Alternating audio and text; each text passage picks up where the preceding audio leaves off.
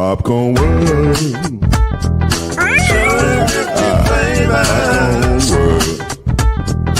Popcorn World. Yeah.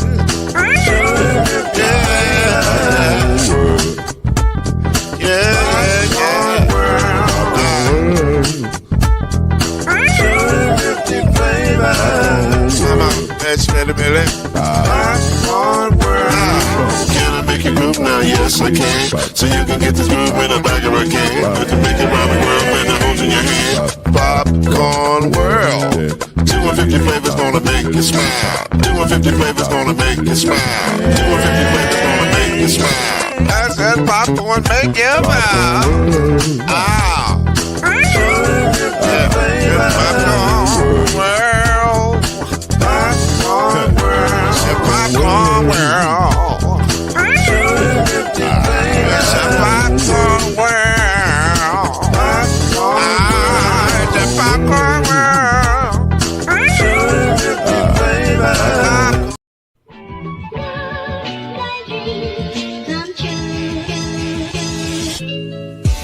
Now it's time for Believe in the ACC with our starting lineup. From Florida State, number 17, Charlie Ward. From Morehead State University, number 50, Lloyd Span. And from Murray State University, number 2, Kendrick Haskett. Get ready for the best sports show about the ACC in all the land.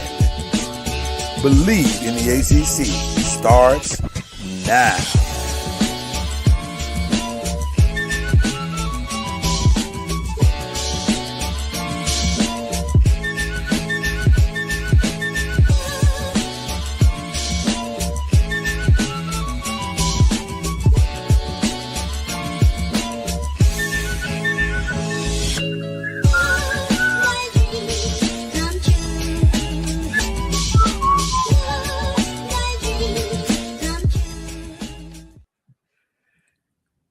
In all the land. That's what the guy said. I don't know if you heard him, but that's what he was saying. In all the land. So I'm glad he said it. Personally, I agree with him.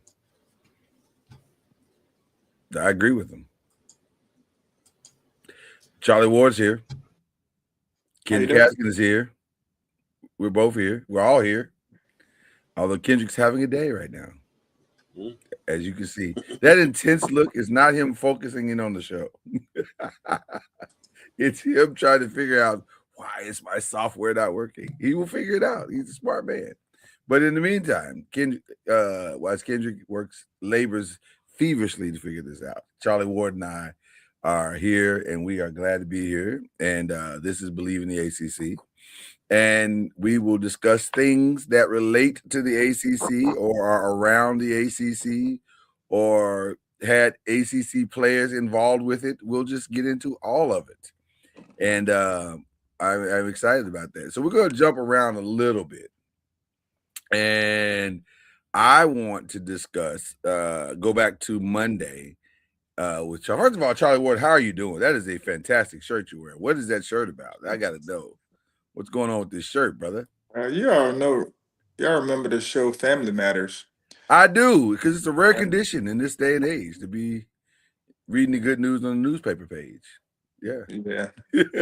So today is our Family Matters Day of Giving.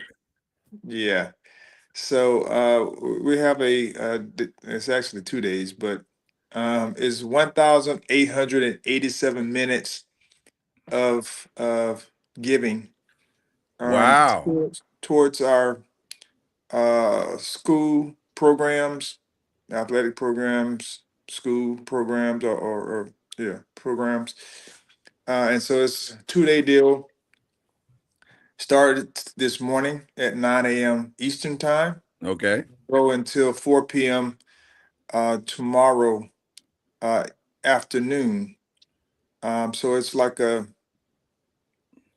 day that they've they've called to give to support whatever programs you would like to support.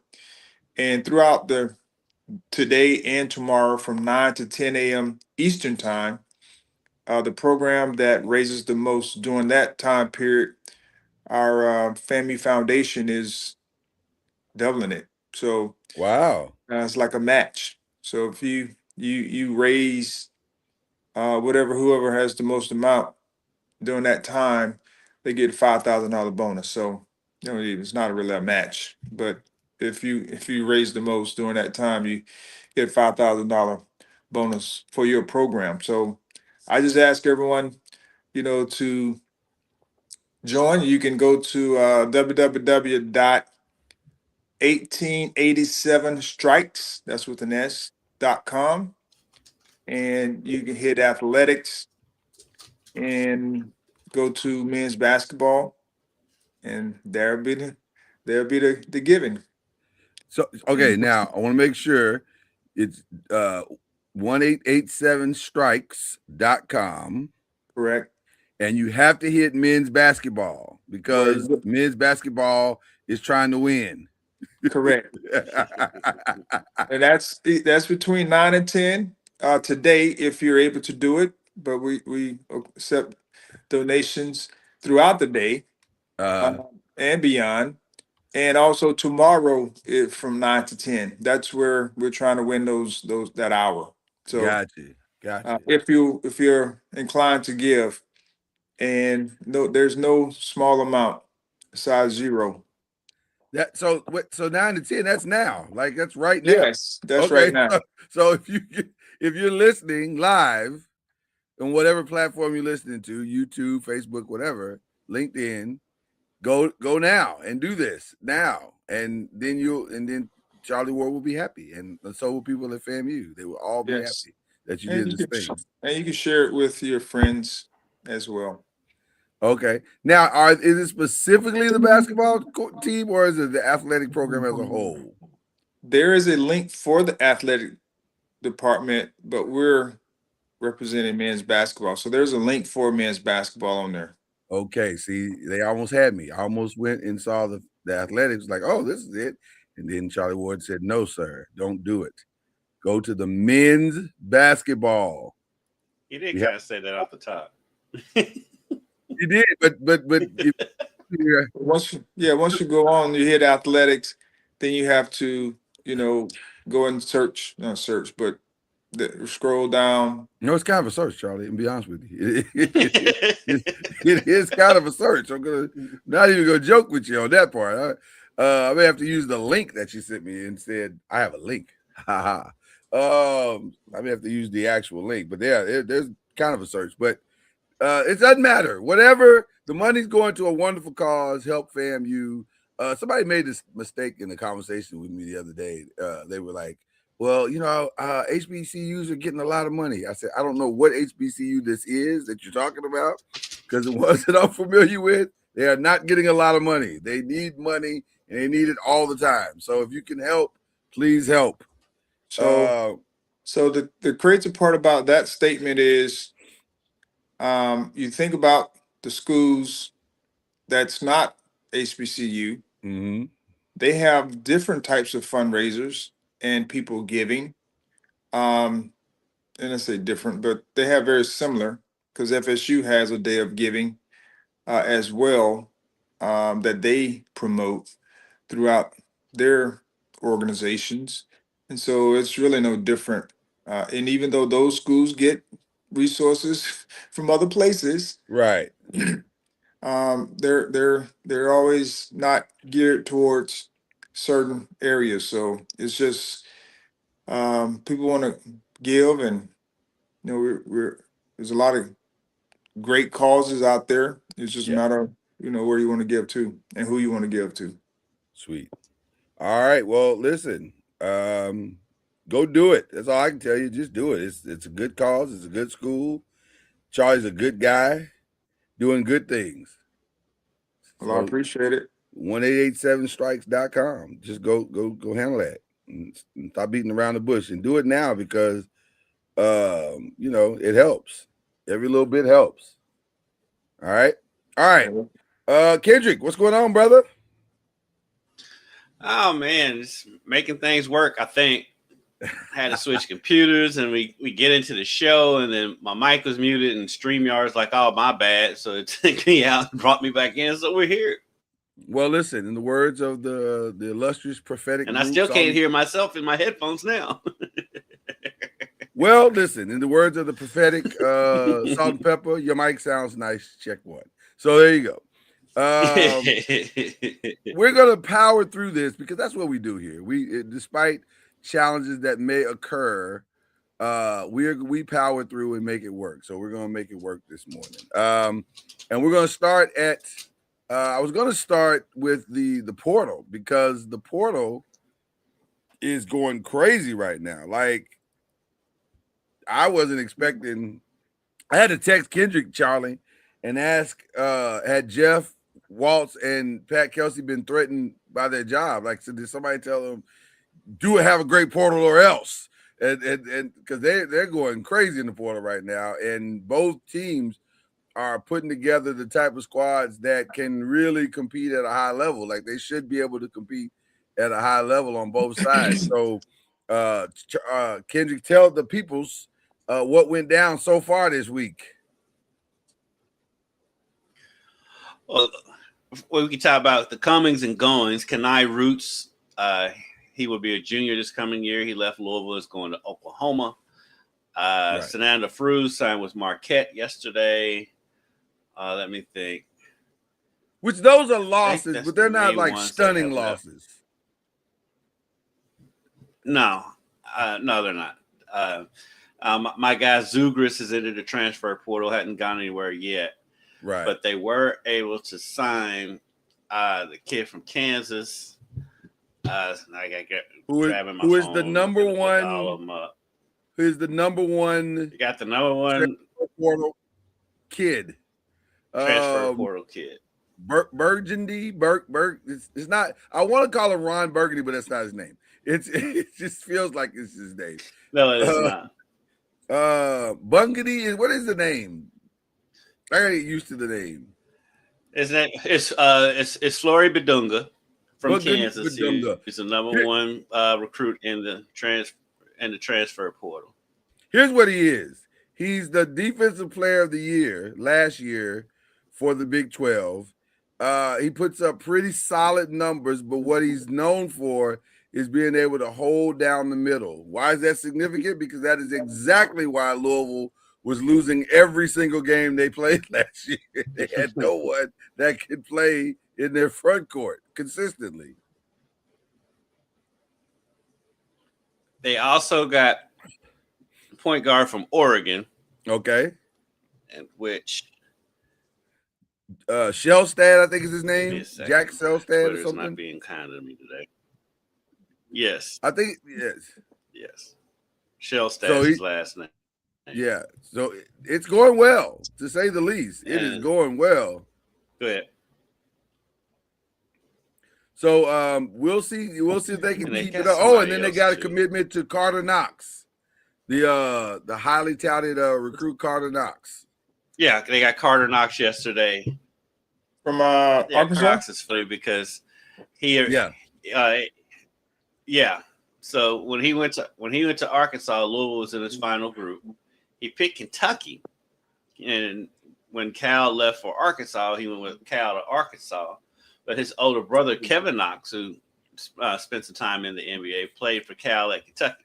So all kind of weird angles going on with that one. But Carter Knox is committed to Louisville yesterday. That's on the men's side.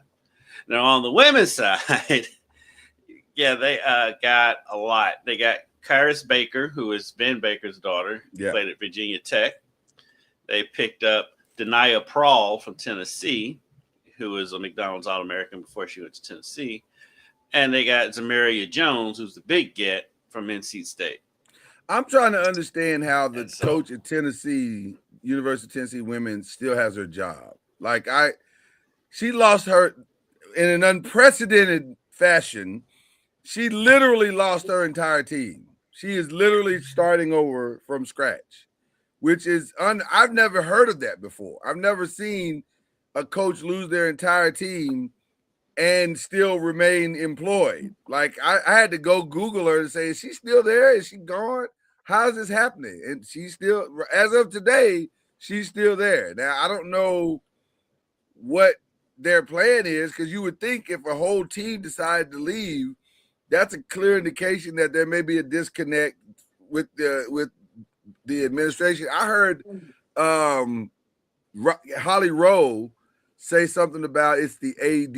It's more the AD than it is the coach, which I guess, but most kids don't even know they barely know who the AD is. So it feels like it's the coach. Like it feels like Now they know who the AD is on campus.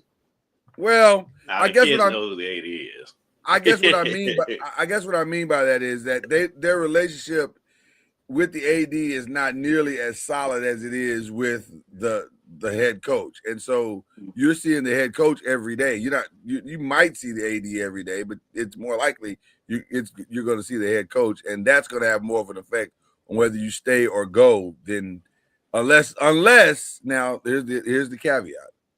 Unless in this new IL generation promises were made and then promises were unkept.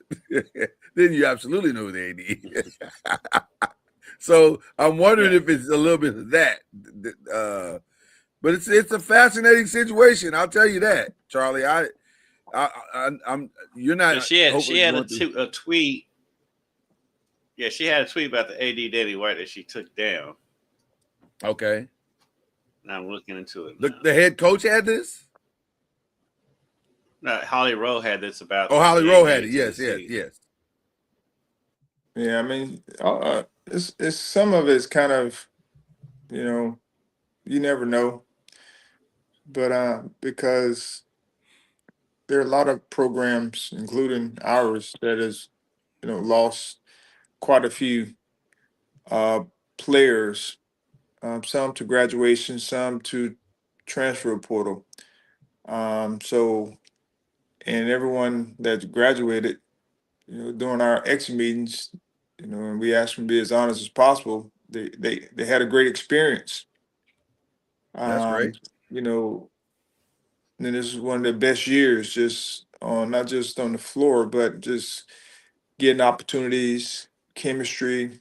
We we treated them, all those things. They enjoyed the year, and then the guys who got in the portal wanted, try to look for better opportunities. Yeah. So that because some of them didn't play, or some of them were told that this is the situation moving forward for next year, which they had a choice on whether they wanted to stay or not. So they chose to move on, or at least put the name in the portal. Right. So I think some of that is player led. Some could be coach encouraged in some form for them to make choices. That does happen. So it's not all on just the coach or the player. It can be a combination of both. Charlie, what is typically your philosophy, your transfer portal philosophy personally? Do you want kids to explore their options? Would you love for them to just, let's stick it out, build something? Are you like old school in that manner, or a little maybe a combination of both? I mean, it really depends on the young man. Okay. And just those guys there's some guys who, we wanted back. One of the guys we wanted back, and he chose to move on, or at least put his name in a transfer portal. And there's some guys that needed to move on to get a fresh start. Okay. Because of their year that they had, or whatever the case may be. So you wouldn't like to have as many guys, especially you have guys coming back, and then a couple walk-ons as well that are going to be moving on. So they had extra years. Most of our guys we had 2 freshmen. One of those were walk-ons that was coming back, and then the other guys are seniors. Will be seniors next year. Gotcha. Minus one of the other walk-ons who was a sophomore, and he's exploring other options. So it's kind of how you build your team. That year, if you have a lot of, guys who are juniors and seniors, you're gonna have a lot of people walking out the door. Right. That's just the nature of the beast these days. But in the transfer portal, you kind of now we're looking more to have a more balanced team, guys who maybe have multiple years that you can bring in and look to provide some leadership the following year. Because if you bring them in, you give them an opportunity to play. Some of them may move on, but some may stay just because they need another year. So this is truly a 1-year deal for a lot of these players, because you just don't know. Like so your success could breed an exodus easily, as a lot of teams are seeing right now. A lot of teams are seeing exodus for various reasons. North Carolina lost. I think they lost a few, like 4 or 5 people, just on Mike Malone being hired. They were like, "Well, I'm not staying for that." And I'm sure that may not have been the only reason, but it could have been a factor because they just didn't want to play for Mike Malone. Who knows what all the reasons are? But that's or Mike Malone didn't want them, or Mike Malone didn't want them. To Charlie's point and your point, Kendrick, Mike Malone was like, this guy can't play. Let's get him out of here. So, and by the way, not an unrealistic response from a team that when it lost its best player in Caleb Wilson, they weren't able to do as much. Although they did steady the ship. They weren't like awful, but by North Carolina standards, I guess they didn't meet the standard of what people's expectations were. And the coaches want to bring in players that they know they want to bring in their own players. I mean, that's just kind of what happens with coaching changes. And it's kind of what happened with Caleb Glenn. He was told that, when Kelsey came into Louisville, that Kelsey told him that, I want to build with my own players, basically. Right. I appreciate you. Yeah. I appreciate you. But also keep it all the way real. They should have kept him. But mistakes can be made. Mistakes can be made. Just go to Louisville for a second, Kendrick. I noticed looking at the video of all 3 players, they have a common thread in my mind that they are very aggressive. They are attack type players. They are like we like to call them, dogs, if you will. That feels like a tremendous philosophy change, or at least it feels like he got some of the guys this time that he wasn't able to get the last times that he's had been looking for those players. Yeah, I don't think it was necessarily for a philosophy change. Yeah, I think it's just he was able to get them because if you're looking through the portal last year, I thought he should have kept his center that he had last year that went to Ole Miss. But I agree. But I think if you really look at it, there wasn't. There was more guards. It felt like they were in their portal last year than it was bigs. I could be wrong just because of memory or whatever. But getting Badunga is huge for them because it is because he's a shot blocker. He's a rim protector. He's a rebounder. Rim runner. He's physical. He's gonna get it. Yeah, he's a rim runner. He's gonna get in there and score. And then adding Knox, he's a good complementary player for that. Yeah, he's not necessarily a 3-point shooter, but he can make the 3. But he's a physical slasher that's also really good on defense. Yeah, and Shellstead to be the delivery person, the point person, starts the offense. Now I would imagine you're gonna see them getting a lot of shooters. Putting around them. They haven't brought in too many shooters yet, so I would imagine they're gonna fill in the roster with probably a couple more bigs and then shooters. Case and Pryor entered the transfer portal yesterday. I don't know if you He saw that. did. I was wondering if he was going to And do that. so, and Who, so, who, who's Jason Pryor? he is the big kid with the crazy blonde hair. Kind of looks like Birdman. Oh yeah. Birdman. Yeah. Yeah, he's applying for a 7th year of eligibility. Why are we doing this? He with him, he has had injuries. So I'm not as like, what are we doing with him as I am with Denzel Aberdeen. So it still doesn't matter. Yeah. Hey. You ready for him to go, Charlie? It sounds like you're ready for him to go. I mean, it's time to move on. Yeah, 7 years in college. I mean, 7 years is a long time, Charlie. I'm not gonna hold you, especially if you're not getting a degree in law or engineering or medicine. Right.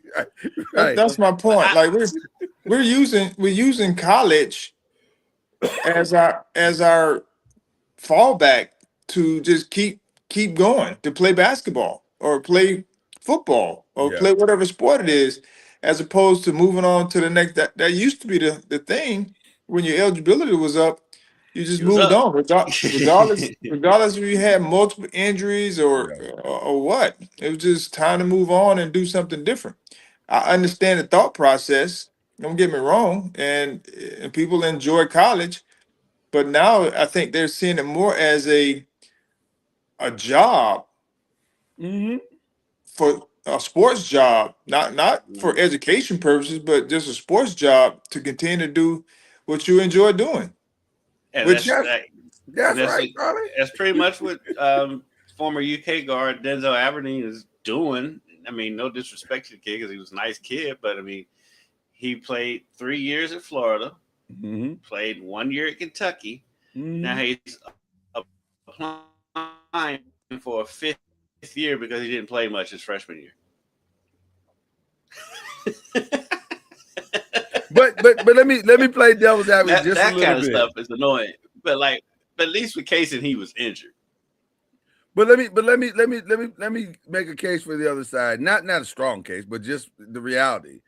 If I had a chance to make any money whatsoever, because I was having a conversation with a former D1 player friend of mine the other day, and he was like, "Man, listen, back in the day, if somebody would have just gave me $30,000, that would have made a massive difference in my college experience." So I get it. I agree. I don't disagree with what you're saying, Charlie and Kendrick. I understand it, but I also get the fact that if I can get anything at all to start off my current college career and post college career, because maybe you take that 50,000 or 30,000 or whatever it is, and you put that in a bank somewhere. It just sits there and waits for you until you get out of school, which is normally not what happens. But you understand what I'm saying. You got to pay taxes on that money, so you really well, whatever it is, it's more than what you had if you did it. Most kids graduate with nothing. Like, let's be clear, they don't graduate other than the degree itself. You don't have any money. Well, that's the part about it, though. Is like they have such an advantage now. Yeah. Because they do come out with money. I mean, when I graduated college, all I had was debt.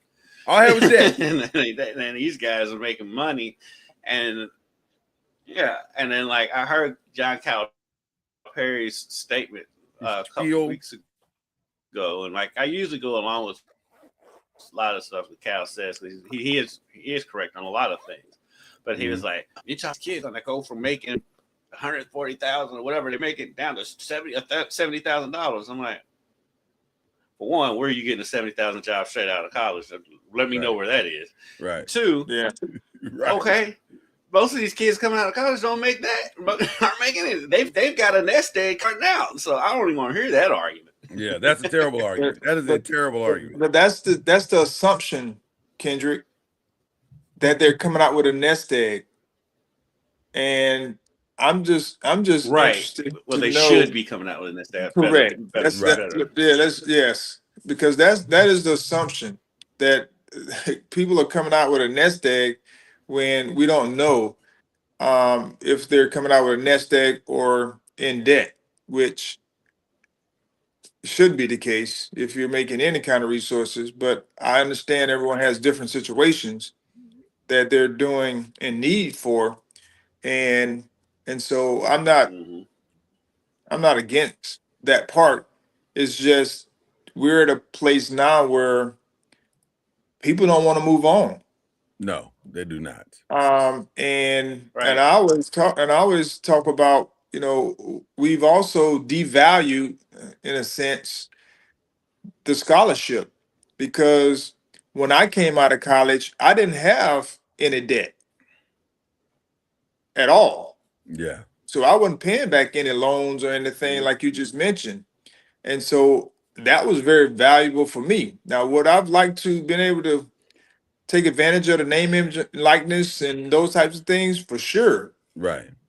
But without the scholarship, and then on top of the scholarship, we got some aid that I saved a lot of my, bowl money, per diem, because when we went on these trips, they fed us and they gave us money.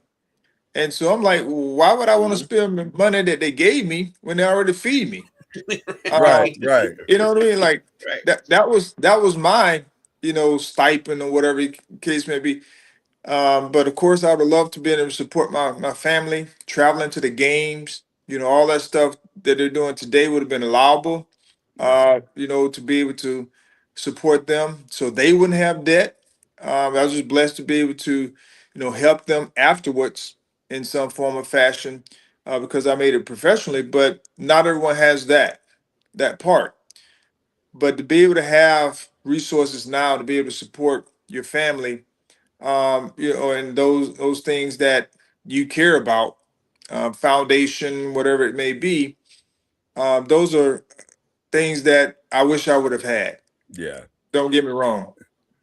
And I don't think I don't think any of us are saying we don't appreciate the circumstances by which some of these players are living and what they're utilizing the money for, and the reason why they're trying to stay the extra year, because it is a lump sum amount that they It can is a help good their amount of money to families be and making. huh. It is a good amount of money to be making. I'm not taking that 100%, from them, 100%. But but yeah, also to but Charlie's I'm point, like, yeah, at some point you gotta go home. You gotta go you home. gotta Like you can't go. stay here forever. Sometimes you Yeah, you need to move on. You ain't gotta Yeah. go. yeah. You ain't gotta go home. We gotta get the hell out of here.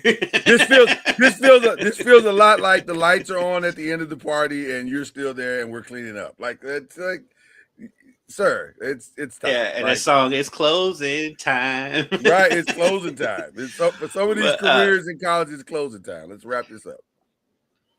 I'm a little bit more sympathetic to the ones who have had injuries. I am sympathetic to that. I am a little bit But the more. ones who just want, but the ones who just want to come back, nah, bro. Like the Either go on to Chambliss kid. Europe, I will try call to a get spade a in. spade.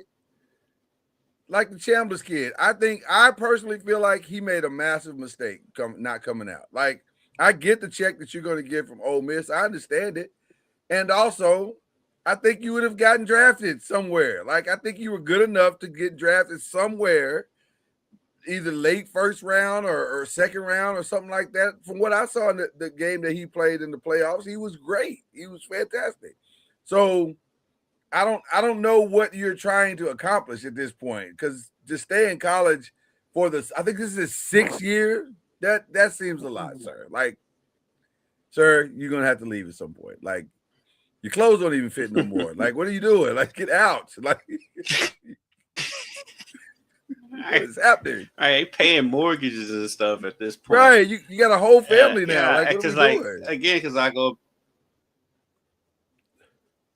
Well, I don't got families coming in, but but These days, the yeah. whole the people I feel sorry for the most in all of this are the high school players. Oh, they're getting killed. You've got these old 25-year-old men, yeah, that won't leave. taking up roster spots and scholarships because they won't leave. Yeah, they won't leave. These guys will not leave. I don't know if.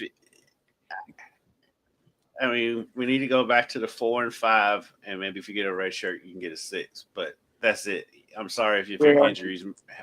Yeah. So what if your they get injuries ready? made you have to go to another route. But Yeah. So what's getting ready to come down from government through its legislation is that 5-year window. So that seems to be trending where you have 5 years to play, and then the 6 year would be a special situation within those 5 years. So no red shirts, or any of those types of things will be in effect, which to me is the right thing to do. So you're not having to. So when they're asking for a 5th year, that wouldn't be an issue. With this new ruling that they're looking to bring down, that gives you 5 years to play. That's plenty of time. You can, after that, you start transitioning to whatever it is that you need to do. Not trying to get a 6 year because you didn't play enough. Within those 5 years, if you had a major injury that cost you a certain amount of games, I would say that would probably be a waiver. Um, but the other thing is we can't be pulling a PJ Haggerty, 5-5. That to yeah, me, that's job hopping, like money hopping, or all those whatever hopping you want to call. 5-5. Whatever That that happens, hilarious. that's just uncalled for, unnecessary. Yeah. yeah, I wish they would go back to either sitting out or losing a year of eligibility for the transfers. Something. Because like 'Cause these kids playing, I'm like, what education are you getting? Because I'm like, for traveling. the kids that don't make it professionally, that have done all this school hopping, what do you come out? What when you go to an employer or you filling out your resume? What are you putting on there? It's like what your degree is. My degree is transfer portal. Like I have a bachelor's. I have a bachelor's in transferable living. Like yeah, and then they're So gonna want 6 figures. right. And by the way, pay me 6 figures for that. I don't what so You watch me in the tournament. right. Did you not see I me in March? That was amazing. I really want somebody to get like a poll. I'm sure there's a poll or something out there Mhm. on what happened to the student athlete that within the transfer portal window. Mhm. What happened to them 5 years, 10 years after they finished college or their eligibility was exhausted? Well, ironically, we're not even in. We haven't even reached. We ain't been doing it long Well, enough. we can do that poll. So it's crazy how chaotic it is in such a short amount of time, but not unpredictable. This was very much predicted. Like we all knew. Hey man, so what are the rules again? There are no rules. Oh, this is gonna be bad. So we all I knew didn't that was coming. anticipate that. I didn't see, and I guess it's just me not paying attention. I guess I didn't see the guys coming back like, I want to play again. That's the part, right? Now I didn't see I that want to keep coming. playing. Why? Because I want to. Right. Right. We didn't see that coming. We did not see that. We didn't see squatters' rights, like, which is where we are now. Like, I love it here. I don't think I ever want to leave. I don't think that's how it's supposed to work. I don't. Like, what's that movie Van Wilder where the guy wouldn't graduate? Right. You're not supposed to be 28 as a starter for Oregon. That's not how this is supposed to work. This is a little. Yeah. At least Chris Winkie went and did something else and came back. Right. That's all I'm saying.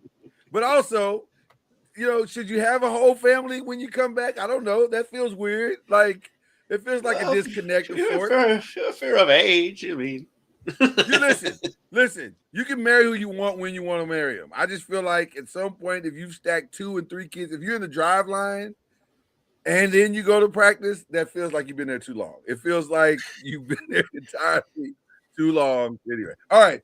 Let's get into some other stuff. The WNBA draft went down this past Monday. Only one ACC team got a player in, and that's is it Taina? It's Taina Mayer, I think is her name. She went to the UNC.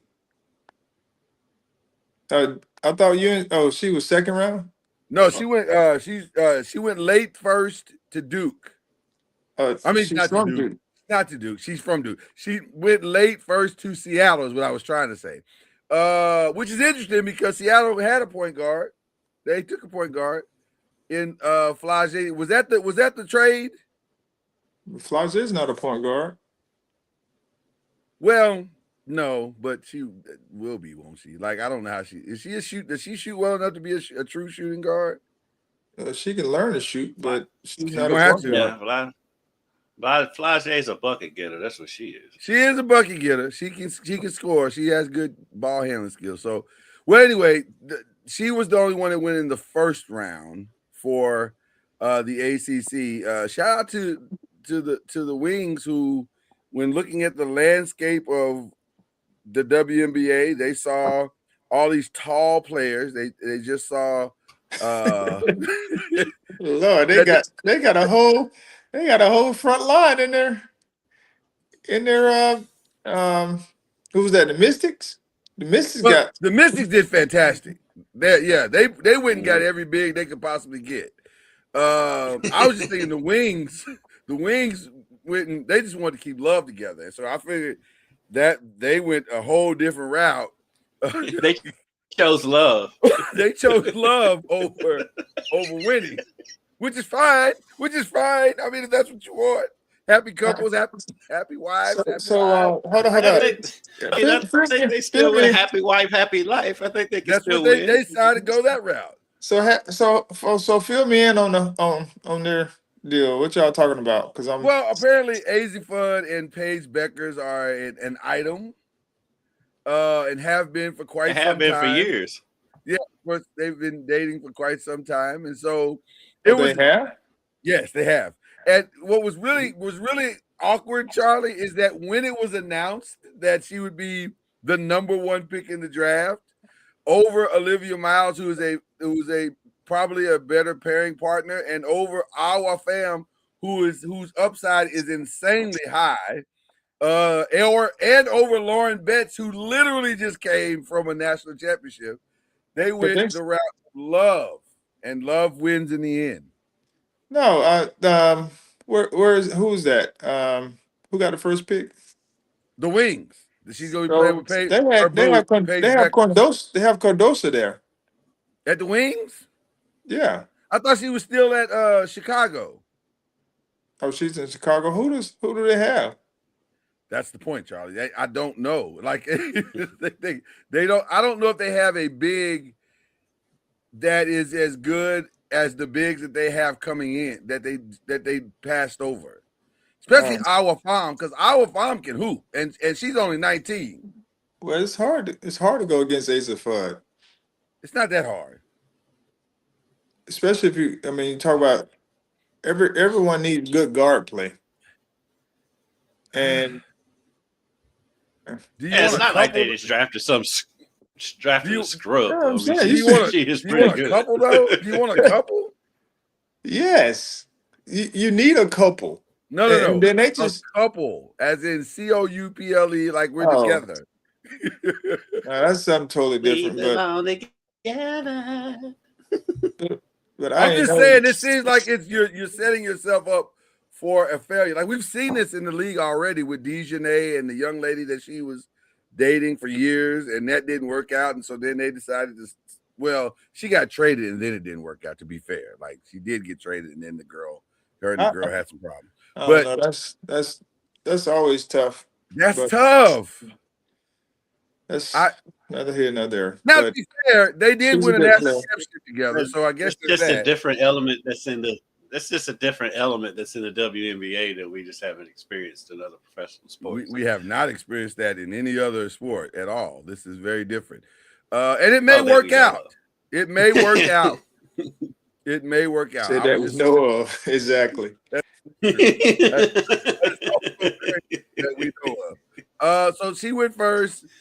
Olivia Miles went second to which I think she landed in a perfect spot, going to Minnesota to play with Neficia. Like you said, but I don't know if anybody had a bet. Well, two groups had an amazing day. The Washington Mystics drafted, it seemed like everything they needed and then some. And then UCLA came out of this thing looking fantastic. I didn't realize that UCLA's team was as vaunted and as wanted in the WNBA as they turned out to be. But apparently everybody wanted a UCLA player in this draft. But they had 6 or 7, right? They had some balls. Yeah. 5, I think, went in the first round, and then there was one that went early in the second, I believe. Yeah. I mean, but that's the reason why they won. Right. Right. Apparently, yeah. Well, low key was like Kentucky having 4. Overall? Yeah, they had 4 players drafted. So is that a good thing or a bad thing? It's a head scratcher because right. Well, their best player, she went 22. Key, she was the 22nd pick in the draft. Tiani Key, she got hurt during the season and missed a significant amount of time. And so when before she got hurt, they were rolling, and then when she got hurt, that kind of threw them off, and then they kind of got their chemistry back. Then she got back, and they never could really find it again. But they had 4 players drafted, and Clara Strack still has another year at UK. And I'm like, okay, this team should have really been a lot better than what they you would were. think they'd have been better than that, yeah. There were a couple of head scratchers in this as well. To bring it back to Florida State for just a second, Tanaya Lotson went to the Sparks at 20, which, I guess I don't know. It feels like she's better than that, but I don't know. Like maybe she's not. I don't know. I'm sure she's as shocked as she was as I was when I saw her name go there. What do you mean? Think she's better than that? Well, I feel like when I look at where she got drafted, and then I look at, I don't watch as many West Coast games, but I look at her and I look at Kiki Rice, for example. I think she's as good as Kiki Rice, but Kiki went 6. No. And she went 20th. So no, I don't know. She's not as good as Kiki Rice. You don't think so? Okay. Okay. Kiki is different. Like she can handle the ball. She can run a team. She can shoot the 3. I do think she can finish around the basket. Tanaya is very sporadic when it comes to the 3-point shot. Mm-hmm. Streaky, yeah. She's a driver. She is who she is. She's gonna have to improve. Mid-range game and a lot of areas. So I wouldn't see her being a day one. I mean, none of them, day one. First round player, yeah. But at the end of the day, she's gonna have to improve, like all of them. But I think at this point, you would take Kiki because of her skill set and the things that she can do on both ends of the floor. She'll probably get an opportunity to play earlier. I also was a little surprised that Roy Harmon didn't go until the 3rd round.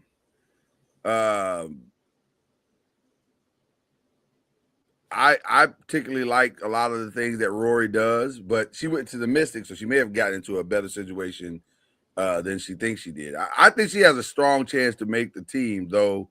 Normally, when you get to that 3rd round of players, it's not good for them to make the team. But Rory's a good scorer. Maybe it's just her size. That league can go in the 1st round and not make the team. That's very true. That is very, very true. That is very, very true. So it was an interesting draft, to say the least. To say the least. But some notable names went later than you maybe expected them to go. And see, I'm trying to think of any other ACC. Ashlyn Jackson went to the Valkyries in the second round. I think Cassandra Prosper went to the Mystics from Notre Dame. I'm looking at anybody else here. That's pretty much it. It wasn't a lot of ACC drafted players. Yeah, that's it. I think that was it. So not the greatest day for the league, but we'll see how it goes. Speaking of ACC, did y'all see Instagram? Were you able to take a peek at Instagram? There was two people who were taking pictures together in Notre Dame jerseys. Hannah Hidalgo and Artie Cooks. They were dressed together, smiling. I did see that.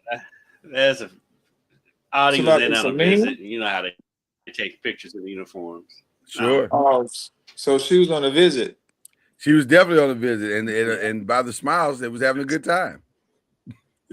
Well, why wouldn't you want to play? I mean, why wouldn't you want to play with someone like Hidalgo? Seems like a very natural fit. Yeah, Yeah. like a very natural fit for those two. So that'll be interesting to see what her decision was. I don't think Notre Dame was that strongly on anybody's radar when her portal opening took place. That wasn't one of the names that I heard. More of the names that I heard were like USC and some of the more traditional names. UConn, obviously. Yeah. But Notre Dame, to me, is actually maybe the perfect fit because it gives them the 1-2 punch that they've so desperately needed, probably for the entirety of Hannah Hidalgo's college career in Notre Dame. So it'll be interesting to see what they do, and if Niall will be able to hold on to Audie in the recruiting situation. But also, Audie's probably going to get a significant NIL check. So she's built up a pretty good name for herself in women's college sports. So she may hold out for the bag. We'll see. And this is her 5th year, I think, right? 4th or 5th year. So I think it's definitely her 4th year. I can't remember if it's her 5th. Is she a first round pick in the WNBA? Audie? Yeah. Yeah. That skill set and way she can score. Yeah. Okay. I think she's complicated. I mean, Audie Cooks from Iowa State. Well, soon she'll be somewhere else here soon, I'm sure. But I think she's a complicated player. Yeah, I think she's a first round talent, though. Okay. I really do. Do you have her slated for first round next year, Charlie? That'll be an interesting draft too, by the way, because that'll be Juju and Audie and Hannah Hidalgo. She'll probably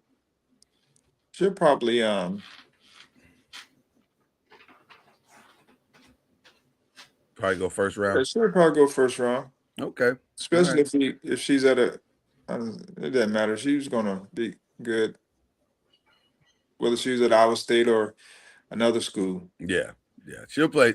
She may swing, depending on where she goes. And you also got to go on name recognition. Yes. Oh yeah. She's got the name. You also got to think about name recognition. Yeah, she's definitely got the name. Let's get into some other stuff. Let's get into some NBA. Y'all we'll have some fun with the NBA real quick here. Steph Curry last night was amazing. The play-in has been, as a whole, has been fantastic. Like I'm gonna be honest with you. When they first came up with this gimmicky thing, I was thinking, this is ridiculous. Why are we doing this? And I have to be honest, it's been good. I have to give Adam Silver credit. It's been entertaining. It's still kind of goofy, but it is entertaining. Yeah, it has been entertaining. Al Horford out there last night. Old man Al Horford to go 4 for 4 for 3-point last night. It was a fun game to watch last night. I didn't think they were going to win that game at all. I was like, they're struggling. They can't even crack the code. But then the longer it went on, the championship medal of Golden State rose to the top. And even, I mean, all the way across the board, not just in Steph. And I know we're going to give Steph and Al from the offensive side all the credit, but man, those plays that Draymond made down the stretch, I was like, Jesus, the play inbound Draymond play made was, at the end. Yeah, it was On the inbounds play. And then just to lock Kawhi, who was scorching hot, he locked him down in the fourth quarter. I mean, that's now. Do I think any of they now they're not even in yet, so let's not get ahead of ourselves. They still have one more game to play against the Phoenix Suns, ironically. And so we'll see if they can slow down the Phoenix Suns long enough to steal the 8th spot, where they will be rewarded in playing the Oklahoma City Thunder, who, by the way, won last night as well. Because as the Clippers were eliminated, it guaranteed that they would be in the lottery, which allowed the Oklahoma City Thunder to get another draft pick from the Paul George trade that went down. How is Oklahoma City still doing this? I talked about that Luka trade. What OKC has done is grand. That one is as bad. That one is as bad, if not worse. Because they keep taking hits. The Clippers still can. And by the way, because I mean, they're still in the future. By the way, Charlie, doesn't look like Kawhi's going to stay after this season. It's starting to look as though he may bolt. I was just about to ask that. Where do you think Kawhi ends up? Is he a free agent? He can opt out. He can opt out. He can opt out. You know what's ironic about the whole thing? He could very well go to Golden State. I can see Golden State saying, we're going to push all our chips to the table on all these old guys. I heard that brought up. And it makes sense. I heard that brought up earlier this week, him going there. And it makes sense. Let just bring in all these old guys, rally them together for one last hurrah, and let's see what happens. You know? I don't know. Kawhi, how I don't know how Kawhi would fit in a Steve Kerr system, because he's an ISO guy. He is strictly, and they're a movement team. Like they're a movement team, and so it'd be interesting to see how he would fit with them. That's there'll be some concessions people have to make in order for it to work, and it wouldn't be a long-term deal. So it has to be like 1 year, type of deal, because their styles just don't match. Let's go back to Tuesday real quick. Anybody have a problem with LaMelo grabbing the ankle of Bam Adebayo, causing him to crash to the ground, thereby causing him to miss the rest of the game, thereby giving a window for the Hornets to somehow defeat the Heat and eliminate them from the playoffs? What do you mean? I think it was go ahead, Charles. should have been a flagrant flagrant something. They hit him with a flagrant. I don't think there was a flagrant. No, they didn't hit him with anything. No, they hit him with a fine yesterday. That was all. They hit him with a fine. They hit him with a ridiculous fine yesterday, but they didn't hit him in real time with anything. No. Which was more curious? I don't know. It's $35,000 to be exact. I mean, I can see Spoelstra's frustration and thinking he should have been ejected from the game. I don't know if I would have gone that far, but it definitely should have been a flagrant one. And if they did eject him from the game, I wouldn't have had any problem with that either. Yeah, I was pretty indifferent about the whole thing. Like if you want to eject from the game, that's fine. Right. I don't know why N popped in my head. Was injected now. That was weird. if you wanted to eject him, that's totally fine. I wouldn't have had an issue with that. But also, but apparently he's got a history with Bam. For some reason, he likes to trip Bam. Yeah, they dug up old video of him doing that before the Bam. Right. So maybe he just doesn't like Bam. I don't know. The first one looked far less egregious than that one. The first one, it does look like he just kind of just. No, I don't think either one was throwing his. I don't think either one was egregious. I think the second one was. The second one was egregious. The first one I could let him explain that way. The second one, I think they're both totally bad. There's never been a time where I've played basketball, and Charlie, you tell me about your situation, where I thought on the ground, hey, I should probably grab this dude's ankle. Or I should accidentally grab this dude's ankle. It happens. Essentially, sometimes you can say you didn't try, but you tried. Yeah, he definitely tried. Mm-hmm. That's what I'm saying. It was definitely obvious, especially in this day and age where you have cameras and replay, you have everything. So there's no getting away with anything. No way to hide it whatsoever. We used to be able to get away with stuff because they didn't review. Charlie? They didn't have, a whole bunch of stuff that, people did, the tricks of the trade, as we call them. And you could get away with certain things. But in this day and age, with all these cameras and you get a chance to review something, you can't get away with nothing. Can't get away with nothing. No. Speaking of not getting away with anything, the Memphis Grizzlies have apparently reclaimed their franchise from Ja Morant completely. They have shut him down in every possible way. This is the quietest we're going to discipline you I've ever seen in the NBA towards the superstar. I hadn't heard anything about it. So just now, I was scrolling ESPN and I saw something. Well, I actually did hear about it, and I was going to bring it up to you. They basically, depending on what you choose to believe, they basically set him down for the remainder of the season. Yeah. And then to bring the final, to use a terrible euphemism, to bring the final nail to the coffin on the final night, Charlie, of the season, where the players were giving their jerseys away to the little children. They told Ja, we don't need you to do that. Keep your jersey. Keep your jersey and head to the locker room, sir. We're fine. I was like, wow, that's Hey. If Petty was a franchise, I guess it'd be the Memphis Grizzlies. Like, that is, I look at the micro of that and the macro. It's hard to get players to Memphis. So if that's how you're gonna do it, that's an NBA franchise. So yeah, I guess the opportunity to play the NBA franchise is always going to outweigh some of the antics of that franchise. But also, it's not going to make people, that's like, you're not going to be their first, second, third, or fourth choice, though. Yeah. Like, if you're a player, you're not trying to get. And by the way, couple that with the LeBron saying Memphis sucks. This has not been a good look for Memphis this season. No. I mean, LeBron just said the quiet part out loud. I mean, you've heard players take small shots at Memphis for years. Well, it is awful. It is awful, though. I don't know.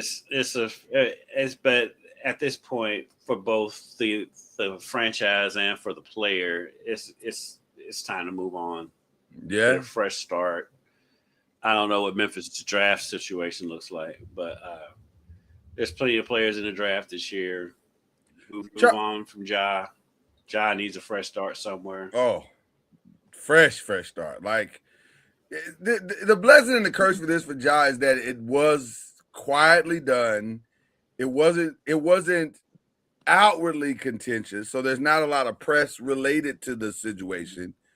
So it's and now it's over. Now it is over, and you can now decisions will be made in the offseason that will allow him to rehab his image and his persona and everything that he was as a player. He basically, his body got rest that it probably needed.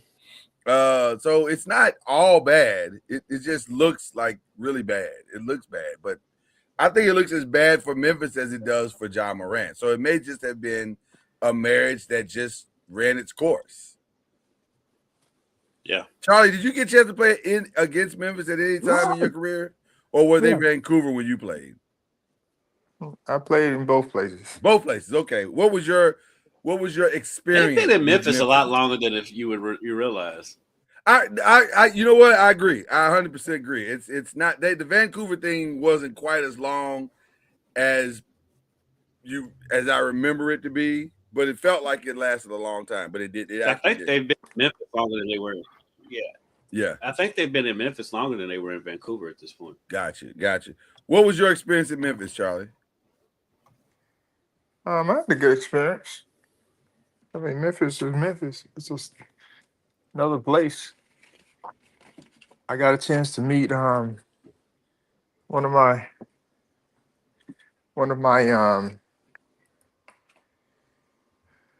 mates, not mates, but guy that I enjoyed listening to music wise, Toby Mac. Yeah. Got a chance to meet him while in Memphis. So there's something, and then I got a chance to see the geese. What's the hotel? Yeah. The walk of the the Peabody. Yeah. The Peabody. Yeah. We got a chance to see them. The walk of the ducks. Yeah, and then we went to the rock and roll BB King deal. Yeah. So there's a lot of positives. Okay. See, it's not all bad, LeBron. Well, it's kind of my thing with that. I'm like if you're LeBron, like when you play the Grizzlies, you only go there twice a year, and you probably in and out. I'm like, what could be that bad if you're only there for a day, maybe 2 days? well, it was twice. It was twice when he was playing. No, it was twice. It's always been twice, isn't it? Because he plays in the West. He plays in the. It was once before that. It was once before that, it was right? Always once a year before he went to the Lakers. Yeah, I forgot he plays. It's only twice. I in my head I was thinking they was in the Pacific, but they're not. They're in the Southern or whatever that. I don't even know what the division names are, but whatever. They're not in the same division. The bottom line, so you're not going to see him 4 times. So no. Wow. Maybe he doesn't like barbecue. Maybe that's what it is. I don't know. Well, speaking of the Lakers, this weekend, the Lakers and the Rockets will take on each other in a KD versus LeBron matchup once again. As we start in the West, Oklahoma City will play the winner of Golden State and Phoenix. San Antonio will play the Portland Trail Blazers, who ironically won their game and got into the 7th spot. Avdija was awesome in that game. He was fantastic. Fantastic. He was awesome in that game. The Nuggets and the Timberwolves are in a very curious game, 3-6 matchup there. I don't know if the Nuggets felt like they were trying to choose the 4th spot and it didn't work out for them. So they ended up in the 3rd spot because they only played Jokic for like a half and they were like, we're fine with the 4th spot. And the team I forgot who they played in the last game of the year, but they were like, nah, y'all go to the 3rd spot because we're not going to show up either. So they ended up winning that game. The Lakers and Houston will play. Your thoughts on what could potentially be the final matchup of LeBron James versus Kevin Durant, gentlemen? I'm excited for it, to be honest with you. I think I do think it's strange that people are calling for a sweep or a gentleman's sweep, and I'm like, I give the Lakers a chance in the series. The Lakers, are they saying the Lakers are going to get swept? Mm-hmm. Most people are, or a gentleman's sweep. Yeah. How's that? They're the ones that most prognosticated. Yeah. No Luka, no Austin Reeves. That's basically the reason. They have the home court. They've been no playing Luka, well. no Austin Reeves, yeah. The Lakers have been playing well lately, even without those guys. Mm-hmm. I mean, other guys have stepped up. Be interested to see because Houston, I mean, it depends on how they play. You know, Right. playoffs is playoffs, but I mean, they do have an advantage, but they don't have a point guard. And it has mattered all season long that they don't have a point guard. It has mattered all season long. I don't think it's going to be. I don't think Especially it's in the going to clutch, be a especially in the sweep. fourth quarter. It's killed them all season long. Yeah, I don't think it's going to be a sweep.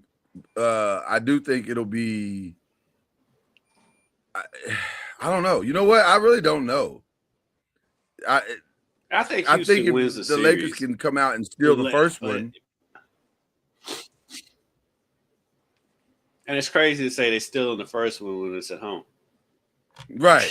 But that's the reality, That's though. how it's looked at. Yeah, that's the reality, though. It's if they can't steal the first one, then I think it could get ugly. I don't know what kind of road game they have without Luka and without Austin. That's the real question, because that's 75% of their scoring. So it gets interesting at that point. So I don't know. I'm looking forward to all of the playoffs. The biggest thing I'm looking forward to out of the playoffs, more so than any of that, is that Inside the NBA is going to be with us for the entirety of the playoffs and the finals. That's what I'm really looking forward to. Well, they should be rested because they barely used them all year. They barely used them. They are well rested after a long winter nap. So Yeah, there's that. I like that Detroit has their full squad back and they are ready to go. Philly took the 7th spot. Either Orlando or Charlotte will take the 8th spot. We'll find that out on Friday. If I had to guess, I would say Charlotte's going to get it. Charlotte looks like Charlotte is playing with house money, and they look like they could pull this off. Yeah, I like the Charlotte team a lot. Mm-hmm. What are your thoughts, Charlotte? They're fun to watch. And yeah, Charlotte is very interesting. You know, they had a pretty good run at it the other night. And so it'd be interesting to see how they can play, because Canupa didn't have a great game, and coach didn't put him in late in the game because of that. But that's expected. When you're a rookie, you kind of have your moments, and I think they have a solid team. I don't know how far they can go if they, they get past. Where are they? I know they won the other night, but this game will be in. They are fighting for their playoff lives to try to get in against Orlando on Friday. And if they can beat Orlando, then they will take the 8th and final spot, and their reward for that will be to play the Detroit Pistons. Okay. Yeah. Yeah, I mean, it's Orlando is they're hit or miss as well. Yeah. They very hit or miss. More miss than hit lately.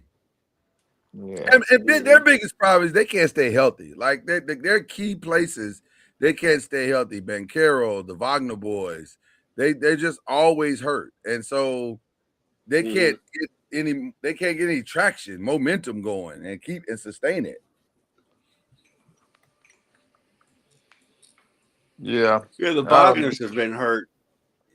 I think we looked at it last week, Lloyd. What is it? They played a combined 62 games 62 games or something. Yeah, like they just never there. But the one that was playing got hurt last night. Got ran into. Yeah, exactly. Yeah, you can't build like that. You can't. No. You got to be available, and they're never available. So that's their biggest issue. So we'll see what happens. If I was a betting man, which I am not, I would bet on the Charlotte Hornets to pull this off. I think they look hungrier, they look spry, they don't understand the circumstances at all, which a lot of times plays to your favor.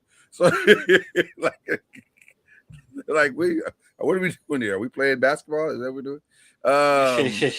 So I think they're gonna be fine. I think they'll go out and play blindly, and if they can get Knipple to calm down and just be in the moment, then it could really get interesting. Because I don't know if Orlando has a Knipple plan if he gets hot.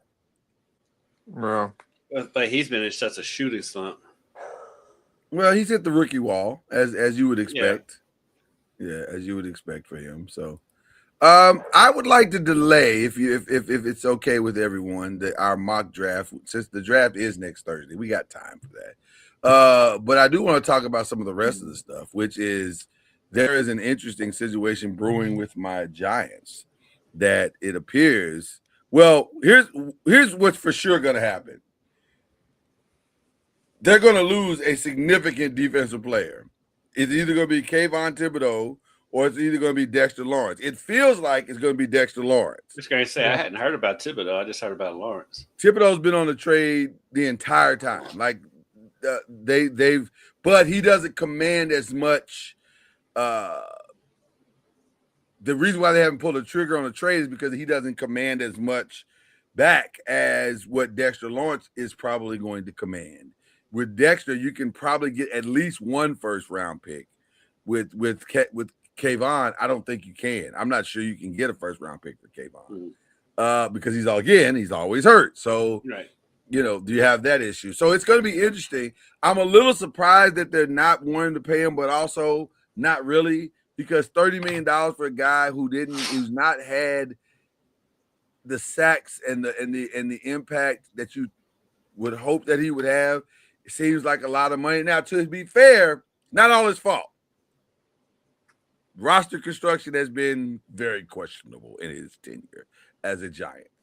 But last year, half a sack feels, like, do you give somebody $30 million for a half a sack? Yeah. It feels like a lot. Yeah. It's a lot of money for a half a sack. There's a lot of money for a half a sack. So, and I'm all for guys getting their money. I'm always going to be pro player when it comes to people getting their money. But a half a sack seems like not a $30 million investment. Well, that's across the board. I mean, we start talking about people. You look at production. Yeah. And but that's neither here nor there. And he has a more than solid case to say, yes, but I'm catching all the double teams for 60 minutes for 17 games. That's a fair point. So I get it.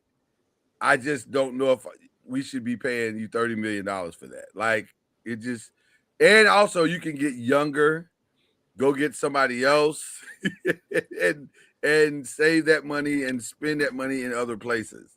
So I don't know. This is going to be it has gotten very contentious between he and his and the GM of the Giants, which, by the way, how that man still has a job with the New York Giants is far beyond my understanding. No, don't do that. Don't do that. I wish it was still. You don't have to do that, Charlie. That wasn't necessary. I love Gettleman. That felt like a shot, and I'm just gonna be honest with you. It felt like a shot. Oh, I didn't know he wasn't still there. He's been gone. Oh, he's been gone. Been He's gone. been gone for a minute. Now we got Joe Shane, which he has a lot of Gettleman tendencies. I have to be honest. He does have some Gettleman tendencies. But he did get you your running back and your quarterback. Well, listen, and your receiver. Truth be told, Joe Shane has individually drafted well. The problem is he doesn't draft for what it will fit into. He just drafts the talent. But he doesn't draft it in. And by the way, that may not have been his fault because Brian Daboll, what was his system? I don't know. I don't know what he was trying to accomplish other than he wanted a great quarterback. I don't know if Brian Daboll is a great head coach. I know he's a great coordinator, but I don't know if he's a great head coach. And so this is the first time in a long time that it feels like there's a real plan. There's a real clarity of what we're trying to accomplish as a franchise, and it looks like it's going to work. So that's why I'm not that upset about the Dexter Lawrence thing, because I can kind of see both sides of it. I wish Dexter well. I like Dex. He's a fun time. He's a good time. but also $30 million for half a sack is crazy. Like that seems crazy. So I get it. I completely get it. So we'll see. Let's talk about this too. This went down on Sunday, and it. First of all, shout out to the Masters because it was fantastic, especially Sunday. Sunday was fantastic. Yeah, I missed it on Sunday, but I heard it was good. Man, you don't normally have 7 guys who are legitimately in contention. Like they were one shot off the lead for most of the round, and it was really, really good. And Rory almost Rory'd that thing. He tried to. He did everything he could to like, I don't know if I really want to win this. So he bogeyed 4, I think it was, or not double, but he double bogeyed. I think he double bogeyed 4. On Sunday? Yeah, on Sunday. Well, he had already given up a 6-shot lead from Saturday. Right. And then he double bogeyed on 4, which left him a shot back. Yeah, double bogey earlier on Sunday, yeah. Yeah. But then Justin Rose started Justin Rosing. And that's where it all fell apart. Justin Rose came out on fire, Charlie. He hit 7 birdies in a row. He charged up the leaderboard. You're thinking this might be Justin's moment. Like Justin can do this thing. And then he three-putted on, I think, 11. And we were like, okay, just calm down, Justin. You're still right there, brother. You're still right there. You're tied for the lead. And then Justin turned to his caddy on 12 and said, is this the right club? The moment he did that, I knew it was over. Why? Because he was in his head. He was coming off a 3-putt on 11, and he was in his head for sure on 12. Because he gave him the right club. The caddy was like, Justin, this is it. This is the club. He said it may not feel like, and Justin was like, it doesn't feel like the right club. He said it might not feel that way. And the mics caught this. He said it might not feel that way, but it's the right club. But the fact that you're questioning it, that's going to affect the shot. And it most certainly did. He had a bad shot on 12. He bogeyed that, and he just fell apart. He just completely fell apart. So I hate that because I really like Justin. I wanted to see him get his first major. He was playing well for 3.5 days, and then it just fell apart. It just all fell apart. And then Scotty Scheffler. Yeah, I was going to say Scheffler started Schefflering, and he made a big run at it towards the end. Oh man, I was wondering how he got back in the mix. He started playing like the player he is, like the number 1 player in the world. And I thought for sure he had it until he got to 17, and then he just barely missed that. Yeah. He barely missed that punt on 17. He hits that putt on 17, it'd have gone into extras. I was gonna say, I think if he hits that shot, we have a playoff. I think he and Rory are gonna have to play this thing out because and it looked. And by the way, that shot on 17 looked good. Yeah, it was a long distance, but it looked like it was going in. I was like, we might have a situation here. And then Rory once again on 18 was like, let me make it interesting. And he shakes it right, Charlie. Hard right. You're like, oh, here we go. Here we go. Here we go. Here's Rory. So he kept him in. Yeah, I mean, Rory's tee shot on 18 looked like something I would do. Listen, I said, I've seen that shot before. I have seen. Well, there's a couple guys I was looking at. I was like, man, I can go play in the Masters. I can do that. I can certainly do that. There's a couple of one guy was hit a shot that he didn't get off the ground and ended up in the water. I do that all the time. Yeah, that's me. That's me. That's what I'm saying. On any and then they were hooking shots all over the place into the woods, and I'm like, shoot, we can do this. It was fairly traumatizing for me because I was fairly significant. Well, that was definitely Rory's shot on 18. It went right into the woods, up through the trees. It looked like a trip from one of the characters of The Wizard of Oz. It was so bad of a shot. But to Rory's point, it was bad, but also it was just bad and good enough to where he could lift it over the trees, drop it off the backside of the bank, and have it roll within 5 feet of 5 feet of the hole. which is exactly what he did. I was like, wow. I mean, Rory did both ends of Rory's game. Yes. The crazy, ridiculous shot that, like, how on earth are you a professional golfer to? Oh, that's why. That's why. That's why you're one of the best in the world. That approach shot was like, man, you are so. If you could ever find, and by the way, he's never going to find consistency ever. It's never going to happen. That's part of the ride. Yeah, this is who he's going to be his entire. Right, this is who's going to be his entire career. But it was such an amazing shot. You're just like, how did he hit that blind? Because he hit it over a set of trees, and past the sand trap into the. I was like, dude. No, it went to the sand trap. No, it went to the sand trap because we couldn't find it. That's right. Yeah, because for the longest, CBS didn't know where the ball was. We didn't know where it was. And then he hit that second. He hit that third shot, and then he two-putted to end the. Once he finally got on the green, he two-putted. Which, by the way, that's why he needed that extra two-shot lead going into the final hole, because that allowed him to win by one shot. So, Rory is Rory, but he's now a two-time Masters champion, and when you mention his name, you're gonna have to mention that as well. Somebody asked me, "Can you think he can get a third?" Maybe, because he's Rory. I don't see why not. He's Rory. He maybe could do it. I don't know. It's not like there's this young crop coming behind him. It's like it's his time right now. It's him, Scheffler. Well, I was gonna say this to you, Kendrick. Watching Sunday was interesting because some of the names that you thought were going to be competitors long term, they were awful. They were awful. Tony Finau, not Justin Rhodes, the other Justin. You know what I'm talking about. JT? Yes, Thomas. Oh, these guys were terrible. They were not. They and then the one guy that said was kind of making a run, Morikawa, he kind of buckled under the pressure. And by the way, let's be clear. A lot of pressure. The Masters is a lot of pressure.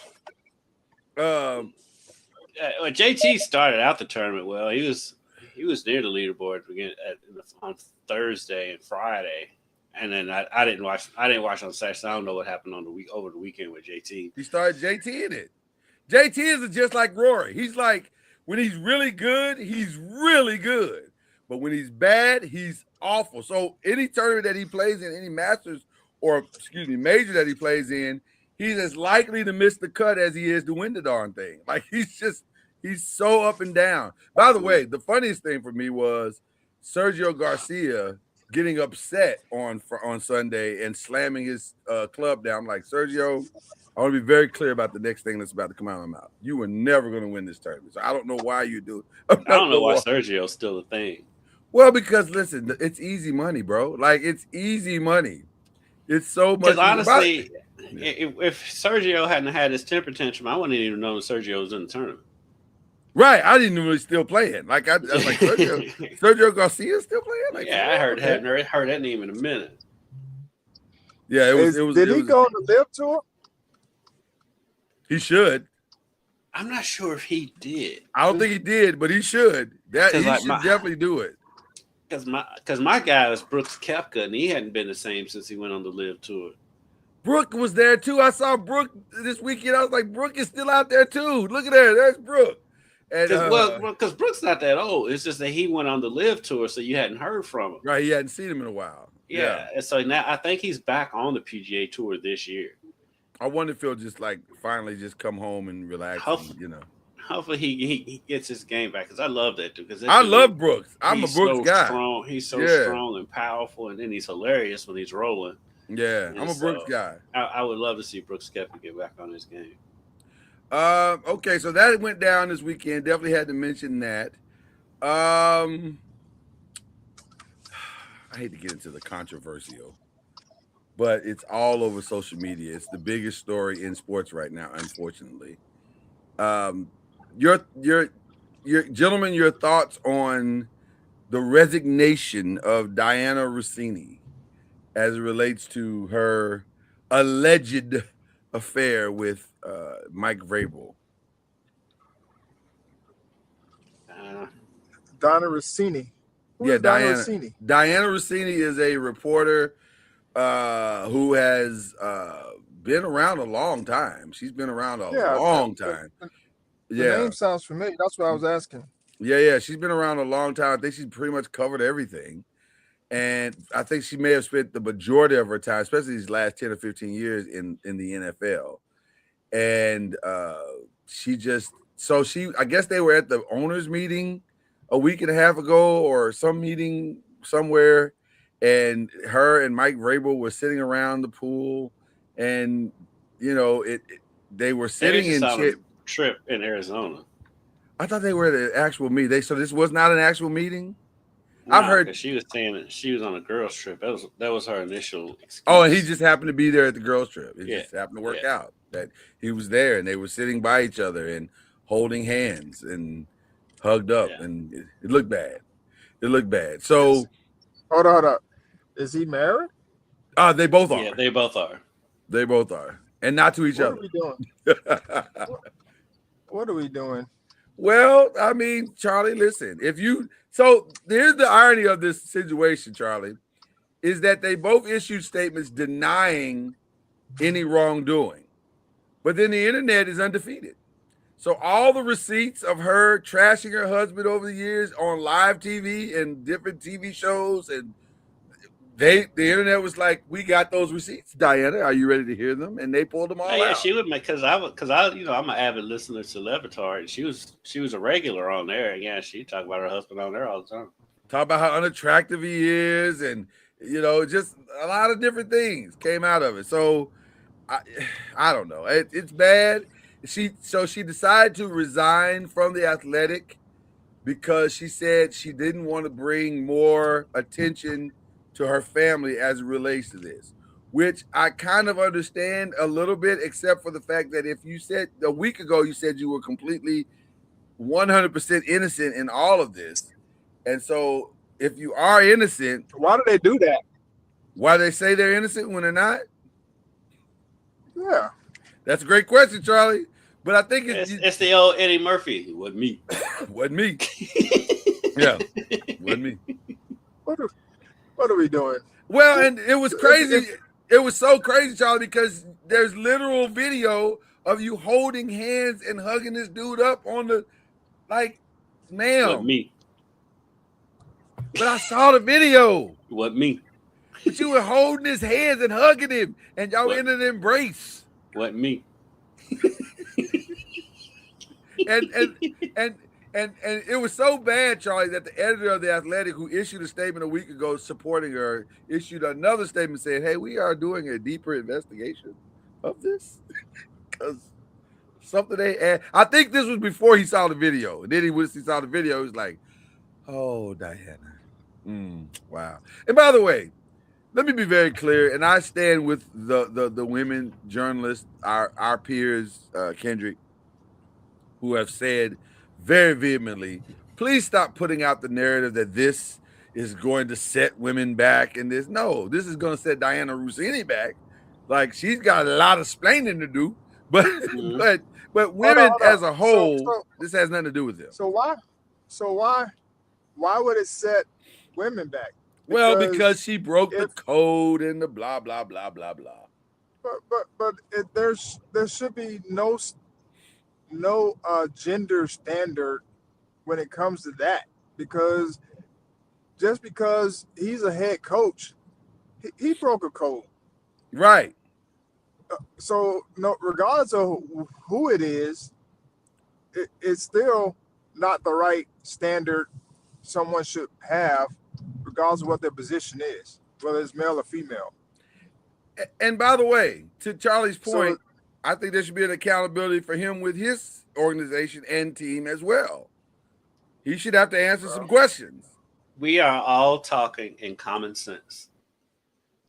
We're all right. You're all right. You're right. But this world, it's that's how it works. I mean, you seeing all the memes and all the jokes and all the stuff is going towards her. Yeah. This dude was married too. He's just as guilty as she is. Yeah.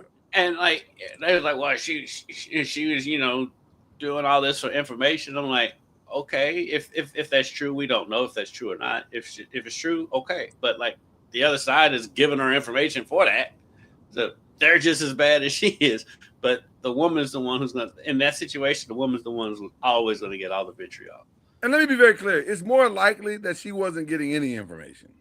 She just was trying to spend time with a guy that she liked. Maybe Simple, they like, yeah. yeah. I mean, and they both in the wrong for that, being married people. 100%.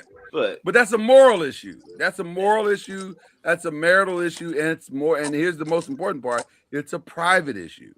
And it's also we live in a world where the power is the one that gets let go. Just like we were talking earlier about the transfer portal. Yeah. All you ever hear about is, oh, these kids, they leave all the time. These kids. I'm like, sometimes the kids are asked to leave, and they're told to leave. or suggested that they leave. And the power skates by. Not sure there's a place for you anymore. So I'm just letting you know. So anyway, I get it, but and you know, this is not my favorite thing to talk about, to be honest with you. But it's like the biggest story in sports right now, and so it's almost unavoidable. So we've dealt with it. We can move on now. Is there anything I'm missing as far as sports wise? Shout out to the WWE, who is having their big Super Bowl this weekend in WrestleMania. It's wild to see ESPN doing so much with WWE. Oh man, they're all in. It's still jarring. Are they? They are. This is got sales wise. I'm like every time I see Greeny interview, I'm like, I wonder what Greeny really thinks about this. Well, listen, they're making a lot of money with the WWE. The numbers are through the roof. Although this is a very curious WWE. This is a very curious WrestleMania because the sales are tremendous. They were tremendously down. Now they've done a lot of different things. WWE is in. Go ahead. WWE is in a weird state right now.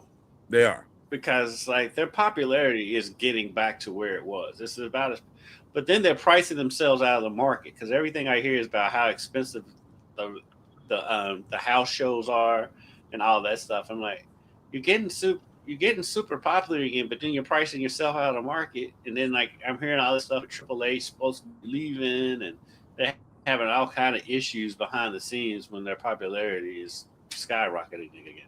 Well, the challenge is exactly what you off said. I'm like half paying attention. No. That's actually the real problem, because the popularity is, I would argue that it's as high as it's been since the Hogan days. Like it's really, really high. Because they're selling out arenas, they're selling out football fields, they're doing a phenomenal job. And also, those tickets are too doggone high. Like nobody's great paid. And then the other thing about WrestleMania, it has typically become their fan base's vacation time. So the draw of it normally is that it goes from city to city, different places, and they can have a unique experience. Didn't they take it from another city and put it back in Vegas? Well, New Orleans, they ran into some complications with having it in New Orleans this year, and New Orleans was like, you know what? We sick of y'all. Y'all can go take your WrestleMania somewhere else. And so they went back to Vegas in a panic, thinking that wrestling fans wouldn't mind. They'd be like, they had a good time last year in Vegas, so let's do it again in Vegas this year. Well, wrestling fans are like, well, won't come to Vegas. It's expensive in Vegas. Vegas is not cheap. And so they're now back in Vegas, and those sales are slow. They have been very, very slow. So much so that last week during the show, they announced in a promo a 25% discount on tickets for the whole weekend. I was like, wow, it must be really bad if y'all are announcing that the ticket sales are dropped 25%. And they're probably going to drop another 25% by tomorrow. Because real quick, you and I can stay with this. I know Coach G, you got to get off our coaches meeting. So thanks, Coach, for joining us. We appreciate you, brother. Our pleasure. All right, I'll see you guys. All right, man. All right, man. All right. Always a good time with Charlie Ward. Never bad. But I get most of my wrestling information from the Laboratory show because it's two giant wrestling fans on that show. Right. And so that's how I knew like I can, well, a blind man can see how popular it's gotten again. Yeah, it's insane. And linking with ESPN has been like the greatest thing that ever happened to the sport. 100%. But I just keep hearing about and how also, expensive it's got. I was going to say, and also, it's gotten so expensive. Here's how expensive it is. The whole WrestleMania thing being back in Vegas was a whole debacle. Yeah, it's been awful. Here's how expensive it is. They did a thing earlier this year in Abu Dhabi or Saudi Arabia. Saudi Arabia. And they expected 80,000 people to show up. And I think it was like 20 to 30,000. That's a huge miss. Mm-hmm. And it's even bigger than that when next year WrestleMania is supposed to be in Saudi Arabia for the first time ever. So you're 60,000 off from that's a big miss. That's a big miss. So it's they got some challenges going into this next year to figure out how to make this all work. And we'll see. We'll see if they can pull themselves out. And they've got political issues within the organization. Their leanings are very complicated to the masses. Yes. Yes. And which is that part of the reason why Triple H is out? So technically, yet he's not out. It's just all conjecture and rumor, but it's complicated because there is a weird relationship with the Saudi Arabia. There is a weird relationship with our current administration, and it is very, very complicated to the masses. I think they have grossly overestimated how many people are aligned with that viewpoint. Mm-hmm. And it's not as many. And I've heard the MMA is having the same issue. They are. The whole company is people are choosing to respond with their dollars, which is, by the way, if you're going to respond, that's the best way.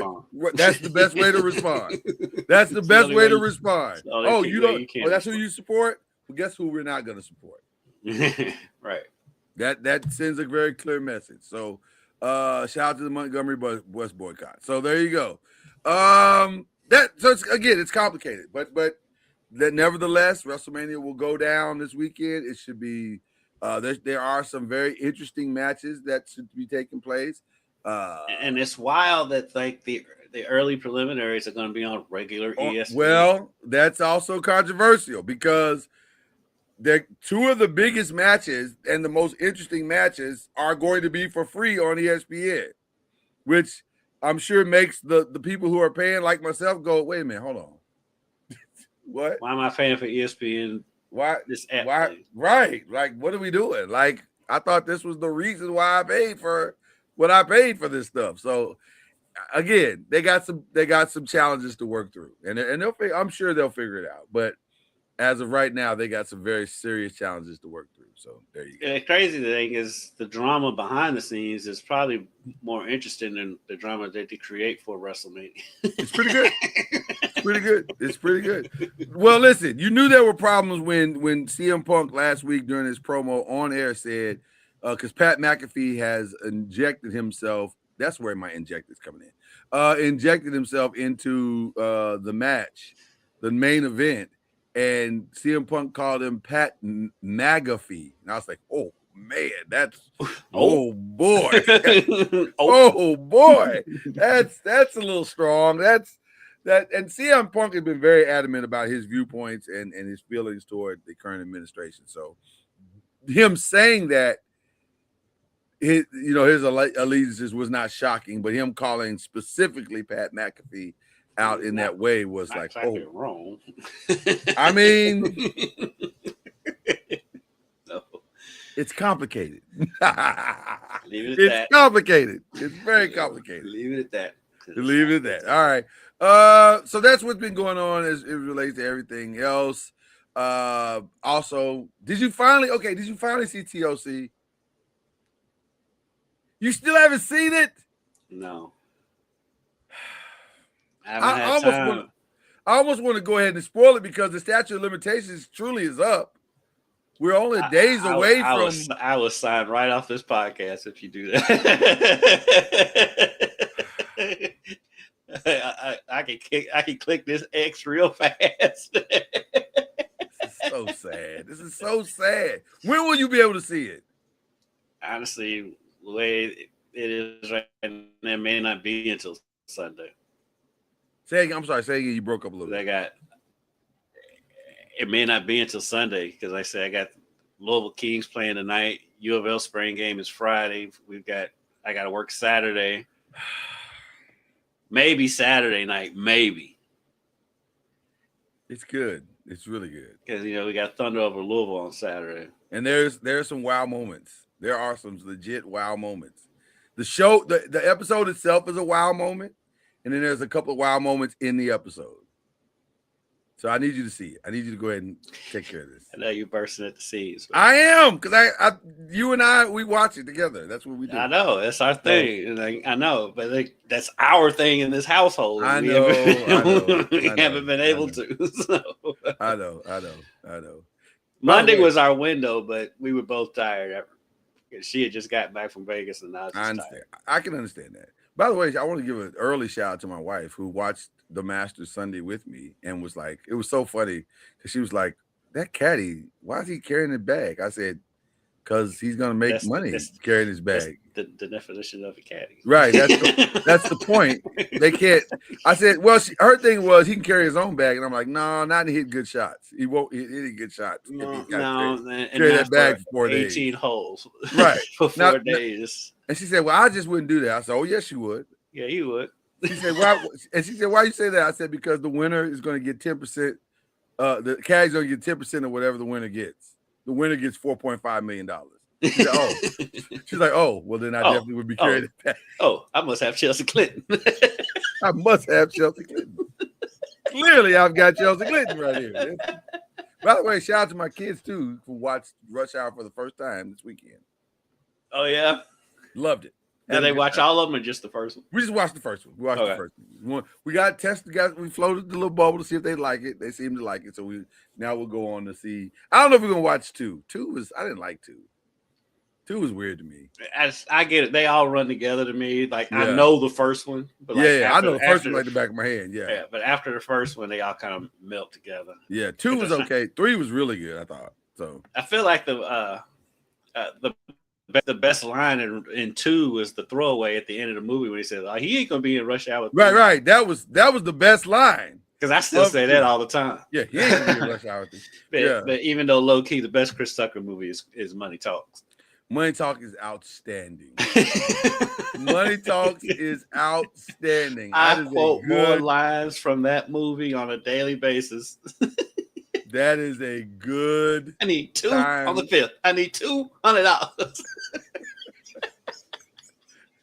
That is a good time for sure. We were on Derby coverage one year. It was one of the races after the Derby, and one of the horses was a French horse. I said, he's from that French part of Comp. What's that you claiming?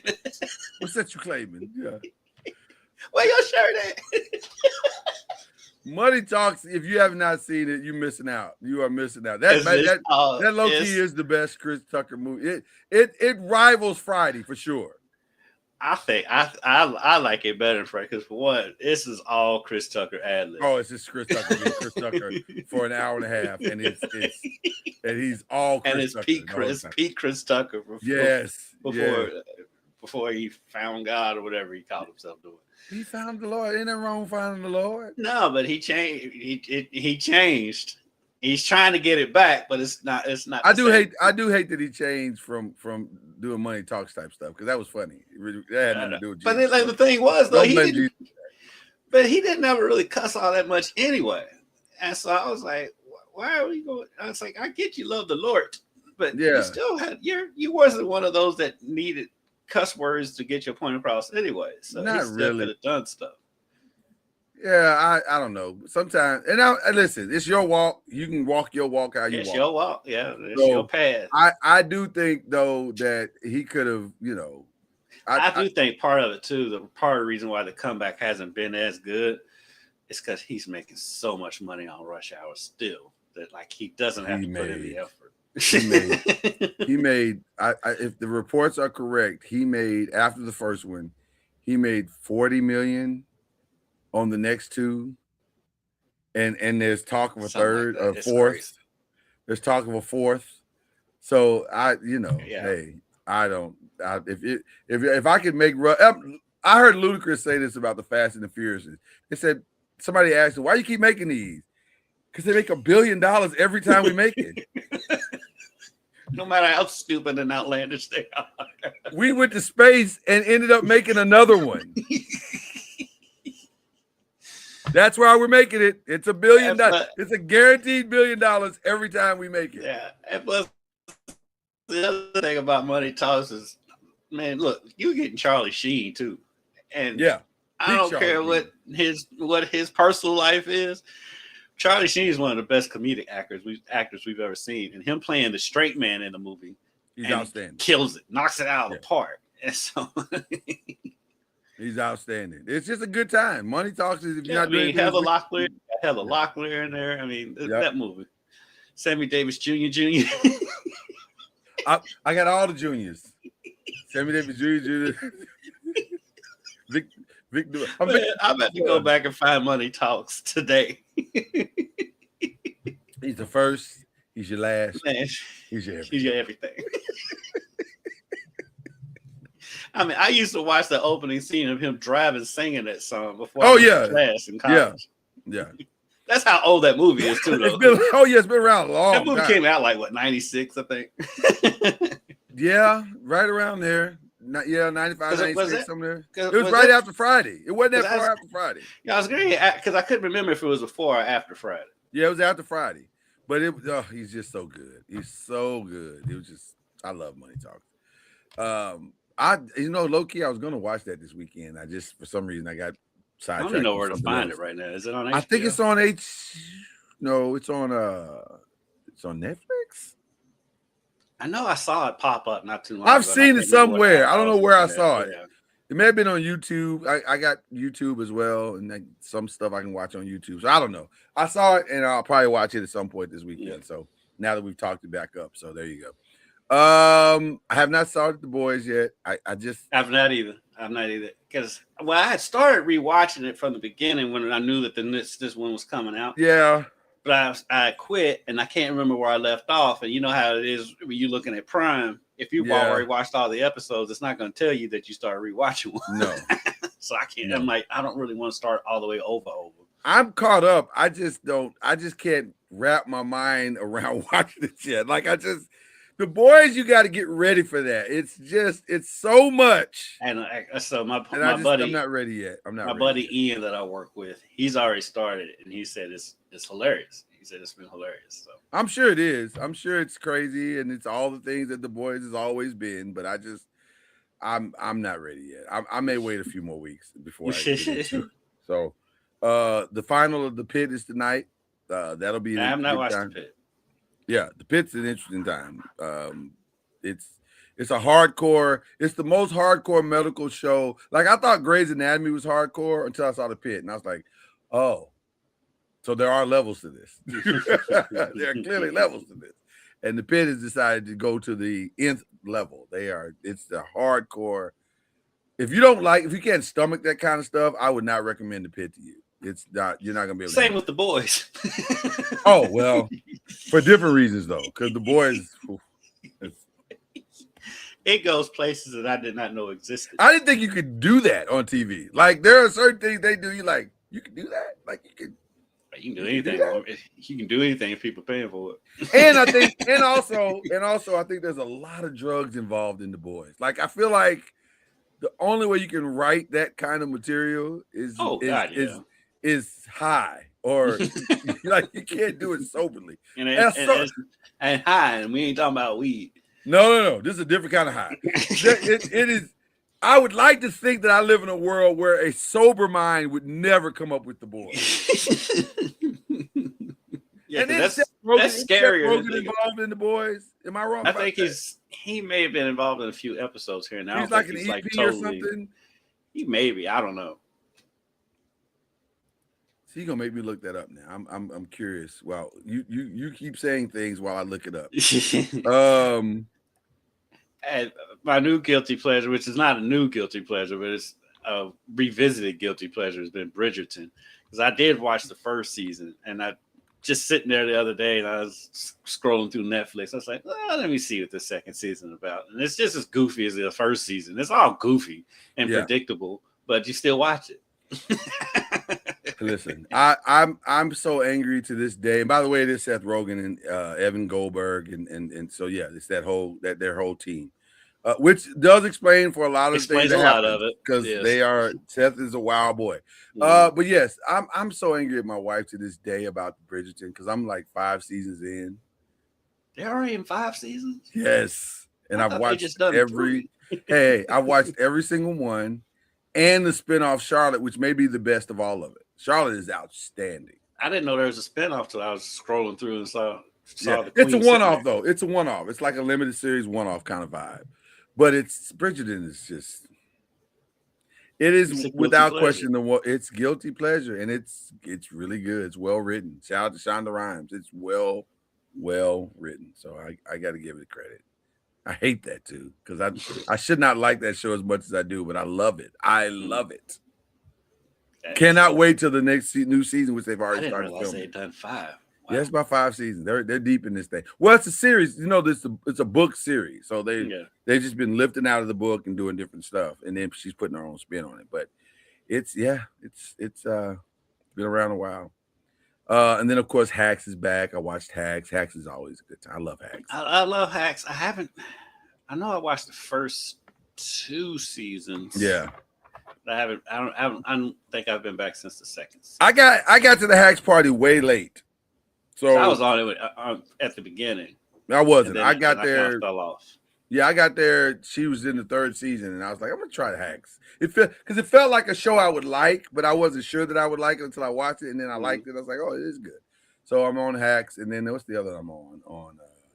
The only thing about Hacks is like it was really funny. Then it got kind of sappy there for a little bit. Oh, 100%. And I think that's kind of when I fell off. 100%. It got weird, and I felt like they lost their way a little bit, which happens in seasons, by the way. But the problem is that the lead actress in Hack, she's so when she masters a character, she masters it. She's so good, and she's so good. Yeah, and like it felt like the storyline kind of went away from her, and I'm like, why are we doing this?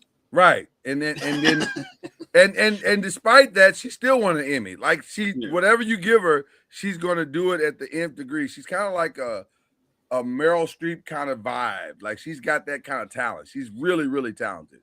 So anyway, she's Hacks is back, and then there's another one that on HBO that's not HBO, on my food shows. In addition to TLC, I'm watching American Culinary Cup. Had a major upset last night, crazy upset. So they voted a girl, and they said this girl is the most likely to win the thing. We think she can win it. Her competitor said she's the one to chase. She's the best of us. And then she lost last night. Like she got put out. I was like, wow, that's crazy. So I love that. And I love what's my other one that I'm watching? Oh, they introduced my other show that I love, MashUp, last night. So they're back. And they're doing a World Cup themed season this year. So they're taking 4 regions: Africa, the Americas, Asia Pacific, and Europe. So that's I've seen on TLC, and then TLC ends. We got what 2 more weeks on TLC? No, this is it. This is it. They're in the Final Four. This weekend is the Final Four. And then 24 starts. Yeah. Which is a wild ride. Yeah, it is. And it sounds like it's going to be even wilder. It sounds like they put some it sounds like they put some more twists in it. It's going to be even crazier. It was, which I'm saying, how much more can you twist this show? Because the first 2 seasons were insane. Like, I was late to the 24 party because she was watching it, and then I kind of was in and out on it, and then I got to watching it, and I was like, oh, this is crazy. To me, you would have to have a little bit of psycho in you to do 24 and 24 because it's stressful. That is a stressful show. Yeah. Because it's all in 24 hours. You're literally doing it in real time. I don't know why you would do that to yourself. Like, right. And the money, with all due respect to the money, it's not that much money to be doing this to yourself. Like this is a weird decision you're making in life to do 24 and 24. Well, I mean, the money is what they win, but I mean, they're paid to be on the show, so I'm sure. Yeah, but even that to stay up 24 hours cooking at that level with that level of intensity with no sleep, I just feel like there's better things you can do with your time. Like I just feel like there's better options out there. But like, But I'm gonna watch. I'm gonna watch it, and when I look at it, because it's there's mainstays on all of those shows. Sure. So I'm like the common sense of me kicks in. I'm like, okay, they're getting paid. They're probably 100%. 100%. They got named. Like the first year they did 24 and 24. They advertised it as new chefs, but then they brought Stephanie Izard in. I was like, oh well, Stephanie could probably win the thing, but then she was out in like the first 10 minutes. I was like, oh wow. Stephanie Izard's out in the first 10 minutes. Jesus, like what kind of show is this? Low key, I think that's what draws me to the show, and you and I are kind of the same on stuff. Is probably what draws you to the show. I like shows where anybody can get it. That's why I love it. I love the Wire. Main characters can get it, just like some brand character can get it. That's what makes TOC so good, because you don't know. These food shows so good because you do not know. Even if you don't know anything about the chefs, because really coming in, I don't know anything about except what they tell me for the ones I haven't seen on shows. Yeah. And so the ones that are like, these are the legends. I'm like, okay, if you say so. And so if you're watching a new TV show, these are the main characters. And they can get knocked off, and like all the legends on TOC got knocked off in the first round. It didn't take long. It did not take long for them to go home. I don't think they understood it. We've talked about this a little bit. I don't think they understood what they were getting into until it was too late, and then it was because they thought a couple of them thought they can come in and just win on reputation. Yes, I am. Yeah, I am. And so if you haven't seen the if you don't know what we're talking about, TOC Tournament of Champions. They pair two chefs against each other, and they have this giant machine that they say is it's called the randomizer. I'm not sure how, but is it though? Really is. I mean, is it though? Nothing. Yeah. They spin them all at different times, but yet somehow they all end at the same. Whatever. But the randomizer is like for example, you might have to make a steak with some kind of beet that you've never heard of, and you got to cook it a certain way, and then you have to have like an afternoon dinner or whatever, and you have to use some crazy thing, like they've had a blowtorch on there, yet you have to use a blowtorch, and it's like what, 4 categories, Lloyd, for everything. Wild card ingredient. It's you said protein, wild card ingredient, and then that category varies. Like it could be wild card ingredient, could be audience, whatever. It could be a lot. Like there's times when they have food on there that the chefs have never even heard of. Listen, that's why you gotta watch. Jesus, and so get caught up, Kendrick. Using the randomizer and what the randomizer produces, what you have to do. Yeah. The more you stick to what's on that randomizer, the easier it is for you to win. And like a lot of the top chefs, they come in there and they're like, I'm just gonna do my thing. No, if you don't use that randomizer, you out. You're out. It won't be close. It won't be close. And it's a blind taste test, so the judges don't know who they're voting for. Right. Just this coming across the not waiver wire, but the wire right now. Adam Schefter is reporting that restricted free agent kicker Brandon Aubrey has until Friday, which is tomorrow, to sign an offer sheet with another team. If he doesn't, Dallas retains its rights for the 2026 season. With time running out and no offer forthcoming, it appears that Aubrey now looks destined to remain with the Dallas in 2026. Now, this does not in any way, shape, or form change the negotiations for him and the Dallas Cowboys. He's still going to, if I was his agent, say, we're still getting our $10 million. We're going to be the highest paid kicker in the NFL, as he should be. Are you a little surprised that no one made an offer, though, to him? Not really, because I am, but I'm not, because $10 million is a lot for a kicker. It's a lot, and so even for a kicker that can kick like him. I'm not even as much as Dallas gets on my nerves with how they negotiate stuff, which is they're great at finding talent. They're not good at keeping it because they don't know how to negotiate. Right. I'm not too mad at them about this one, because and it's the catch-22, because I look at it as like, okay, I've done my part. I earned this money. I should get this money. But at the same time, you play a position that does not command that salary. I mean, like $10 million. There's a reason why guys have never made $10 million as Right, because I can go pay $1 million and get another year. Right, I don't need I to can pay sit that. here and watch the XFL, which you just came out of, or the UFL, where they call it, and get another. I don't. You know what? The kicker for the Louisville team is pretty good. I don't know if he's going to get the whole 10. I think he's going to get the highest paid, but that gap is significant. Like I think the highest guys, especially when and keep it all the way real, he missed some kicks last year. He did. He didn't have as great of a year last year as his first couple of years. And I'm not talking about the long ones. Like he missed some easy ones. Yeah. Easy for him anyway. So right. $10 million is a lot to pay a kicker. I can't pay $10 million. That's a lot of money. I love the kid, and I think he deserves it. But if I'm a GM or an owner, and in a salary cap sport, you can't pay $10 million for a kicker. Is crazy. My kicker and my backup left tackle make the same amount of money. I don't think that's how it's supposed to work. No. But I don't know. No, by the way, in fantasy, he's amazing. I love him to death. He's been fantastic. Yeah. I mean, you get like 6 field goals because he's kicking from 60. He's great. I love him. He's been outstanding.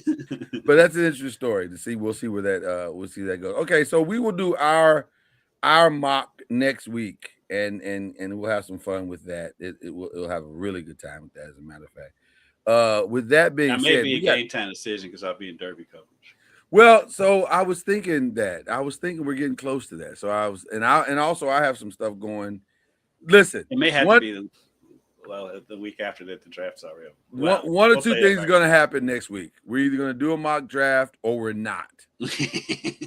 And by not, I mean we're not going to be here. It could go either way because depending on both of our schedules, this is where we are. Derby season is really weird for both of us. So we'll see. We'll play it by ear. We'll see. But if we don't have it, then you know where the draft is. You know what's going to happen, and we'll just have a lot to talk about the next week. So there you go. All right. With that being said, always have a lot of good options. So I'm interested to see. I feel good about this draft all the way around. There's a lot of good players in this draft, and substantive players that can come in and make a contribution. So it's going to be hard for people to get bad grades in this draft unless you reach for stuff that you shouldn't be reaching for. And whoever reaches and gets Ty Simpson in the first round is going to get a bad grade in the draft. I would have to agree because I feel like he should fall to you. Yeah. And I'm not even 100% sure he's the guy. I feel like maybe Taylor Green might be better. Might be a safer long-term product. And I like Ty Simpson. I really do. I really he's do. Fine. I'm indifferent. I think the O-line kind of let him down last year. Yeah. So, but also, if you go into a bad team, that's what O-lines do. Have a bad O-line. Right. So that's why they're there. The O-line's gonna let you down in your first year, and so I mean it's just what it is. So I don't know. I'm indifferent to him. I don't know what he is, to be honest with you. I understand Dan Orlovsky's love fest for him. And sometimes that's like money right. Sometimes that's to me is the death knell. Like if Orlovsky really loves you, then that's probably means you're not quite as good as advertised. But we'll see. All right, who you shouting out before we get out of here, man? We gotta get out of here. Yeah, we gotta get out of here. I actually got 3 shout outs this week. Ooh, I like 3 shout outs. Let's go with it. First shout out goes to the University of Louisville softball team. Last night they played a marathon against Indiana. If you know softball 7 innings. Mm-hmm. They won in the bottom of the 10th. Oh wow. They got a walk-off single in the bottom of the 10th to beat IU. Game ended after midnight. Started at 8. So shout out to them. Shout out to the Louisville Kings, especially my cousin Mo Owens, who's defensive backs coach of that team. He had the funniest line I've ever heard from a football coach is if you didn't see the game, they lost on a penalty because they got that was rules. Crazy. And when he was like, I've been coaching football for 25 years and never lost a game. Lost a game where the other team did not score. Did not score a touchdown, which was exactly what happened. They lost the game on a penalty in the end zone. So and it was a bad call on top of it. And so that, and then what was my third shout out? it was Louisville. Really, oh, shout out to the city of Louisville. For in 2028 will be the home of the Olympic trials for the United States gymnastics. Nice. So shout out to the city. At the Yum? Will this be at the Yum? At the Yum Center. So nice. Shout out to them. That is a big get for this city to get. I would say so. Gymnastic trials here in Louisville. That's what the Yum Center was built for. And so I would say so. Shout out for them. That is again, the Yum Center is built in a way to where if they wanted to swim trial, because we always thought they was going to eventually get to swim trial. So the Yum Center is built to host swimming too. But they got the gymnastics, and I think it's going to be a great crowd out there. It's going to be great for the city. So shout out to the city of Louisville for being able to attract something like that. It most certainly will be. It most certainly will be. My shout outs is very simple. Shout out to you guys always for pulling up. Shout out to those who watch this weekly and make it what it is. And shout out to my business partners. We've had a productive week, and so I'm looking forward to seeing what the outcome of our productive week will be. So I want to shout them out as well. And shout out to my wife for understanding that if she wants a career as a caddy, I fully support it. Fully support it. I'm 100% on board. Cannot stress that to you enough. So there you go. All right, guys, love each and every one of you. Appreciate you. Usually right when we end this show, there's a whistle. Come true.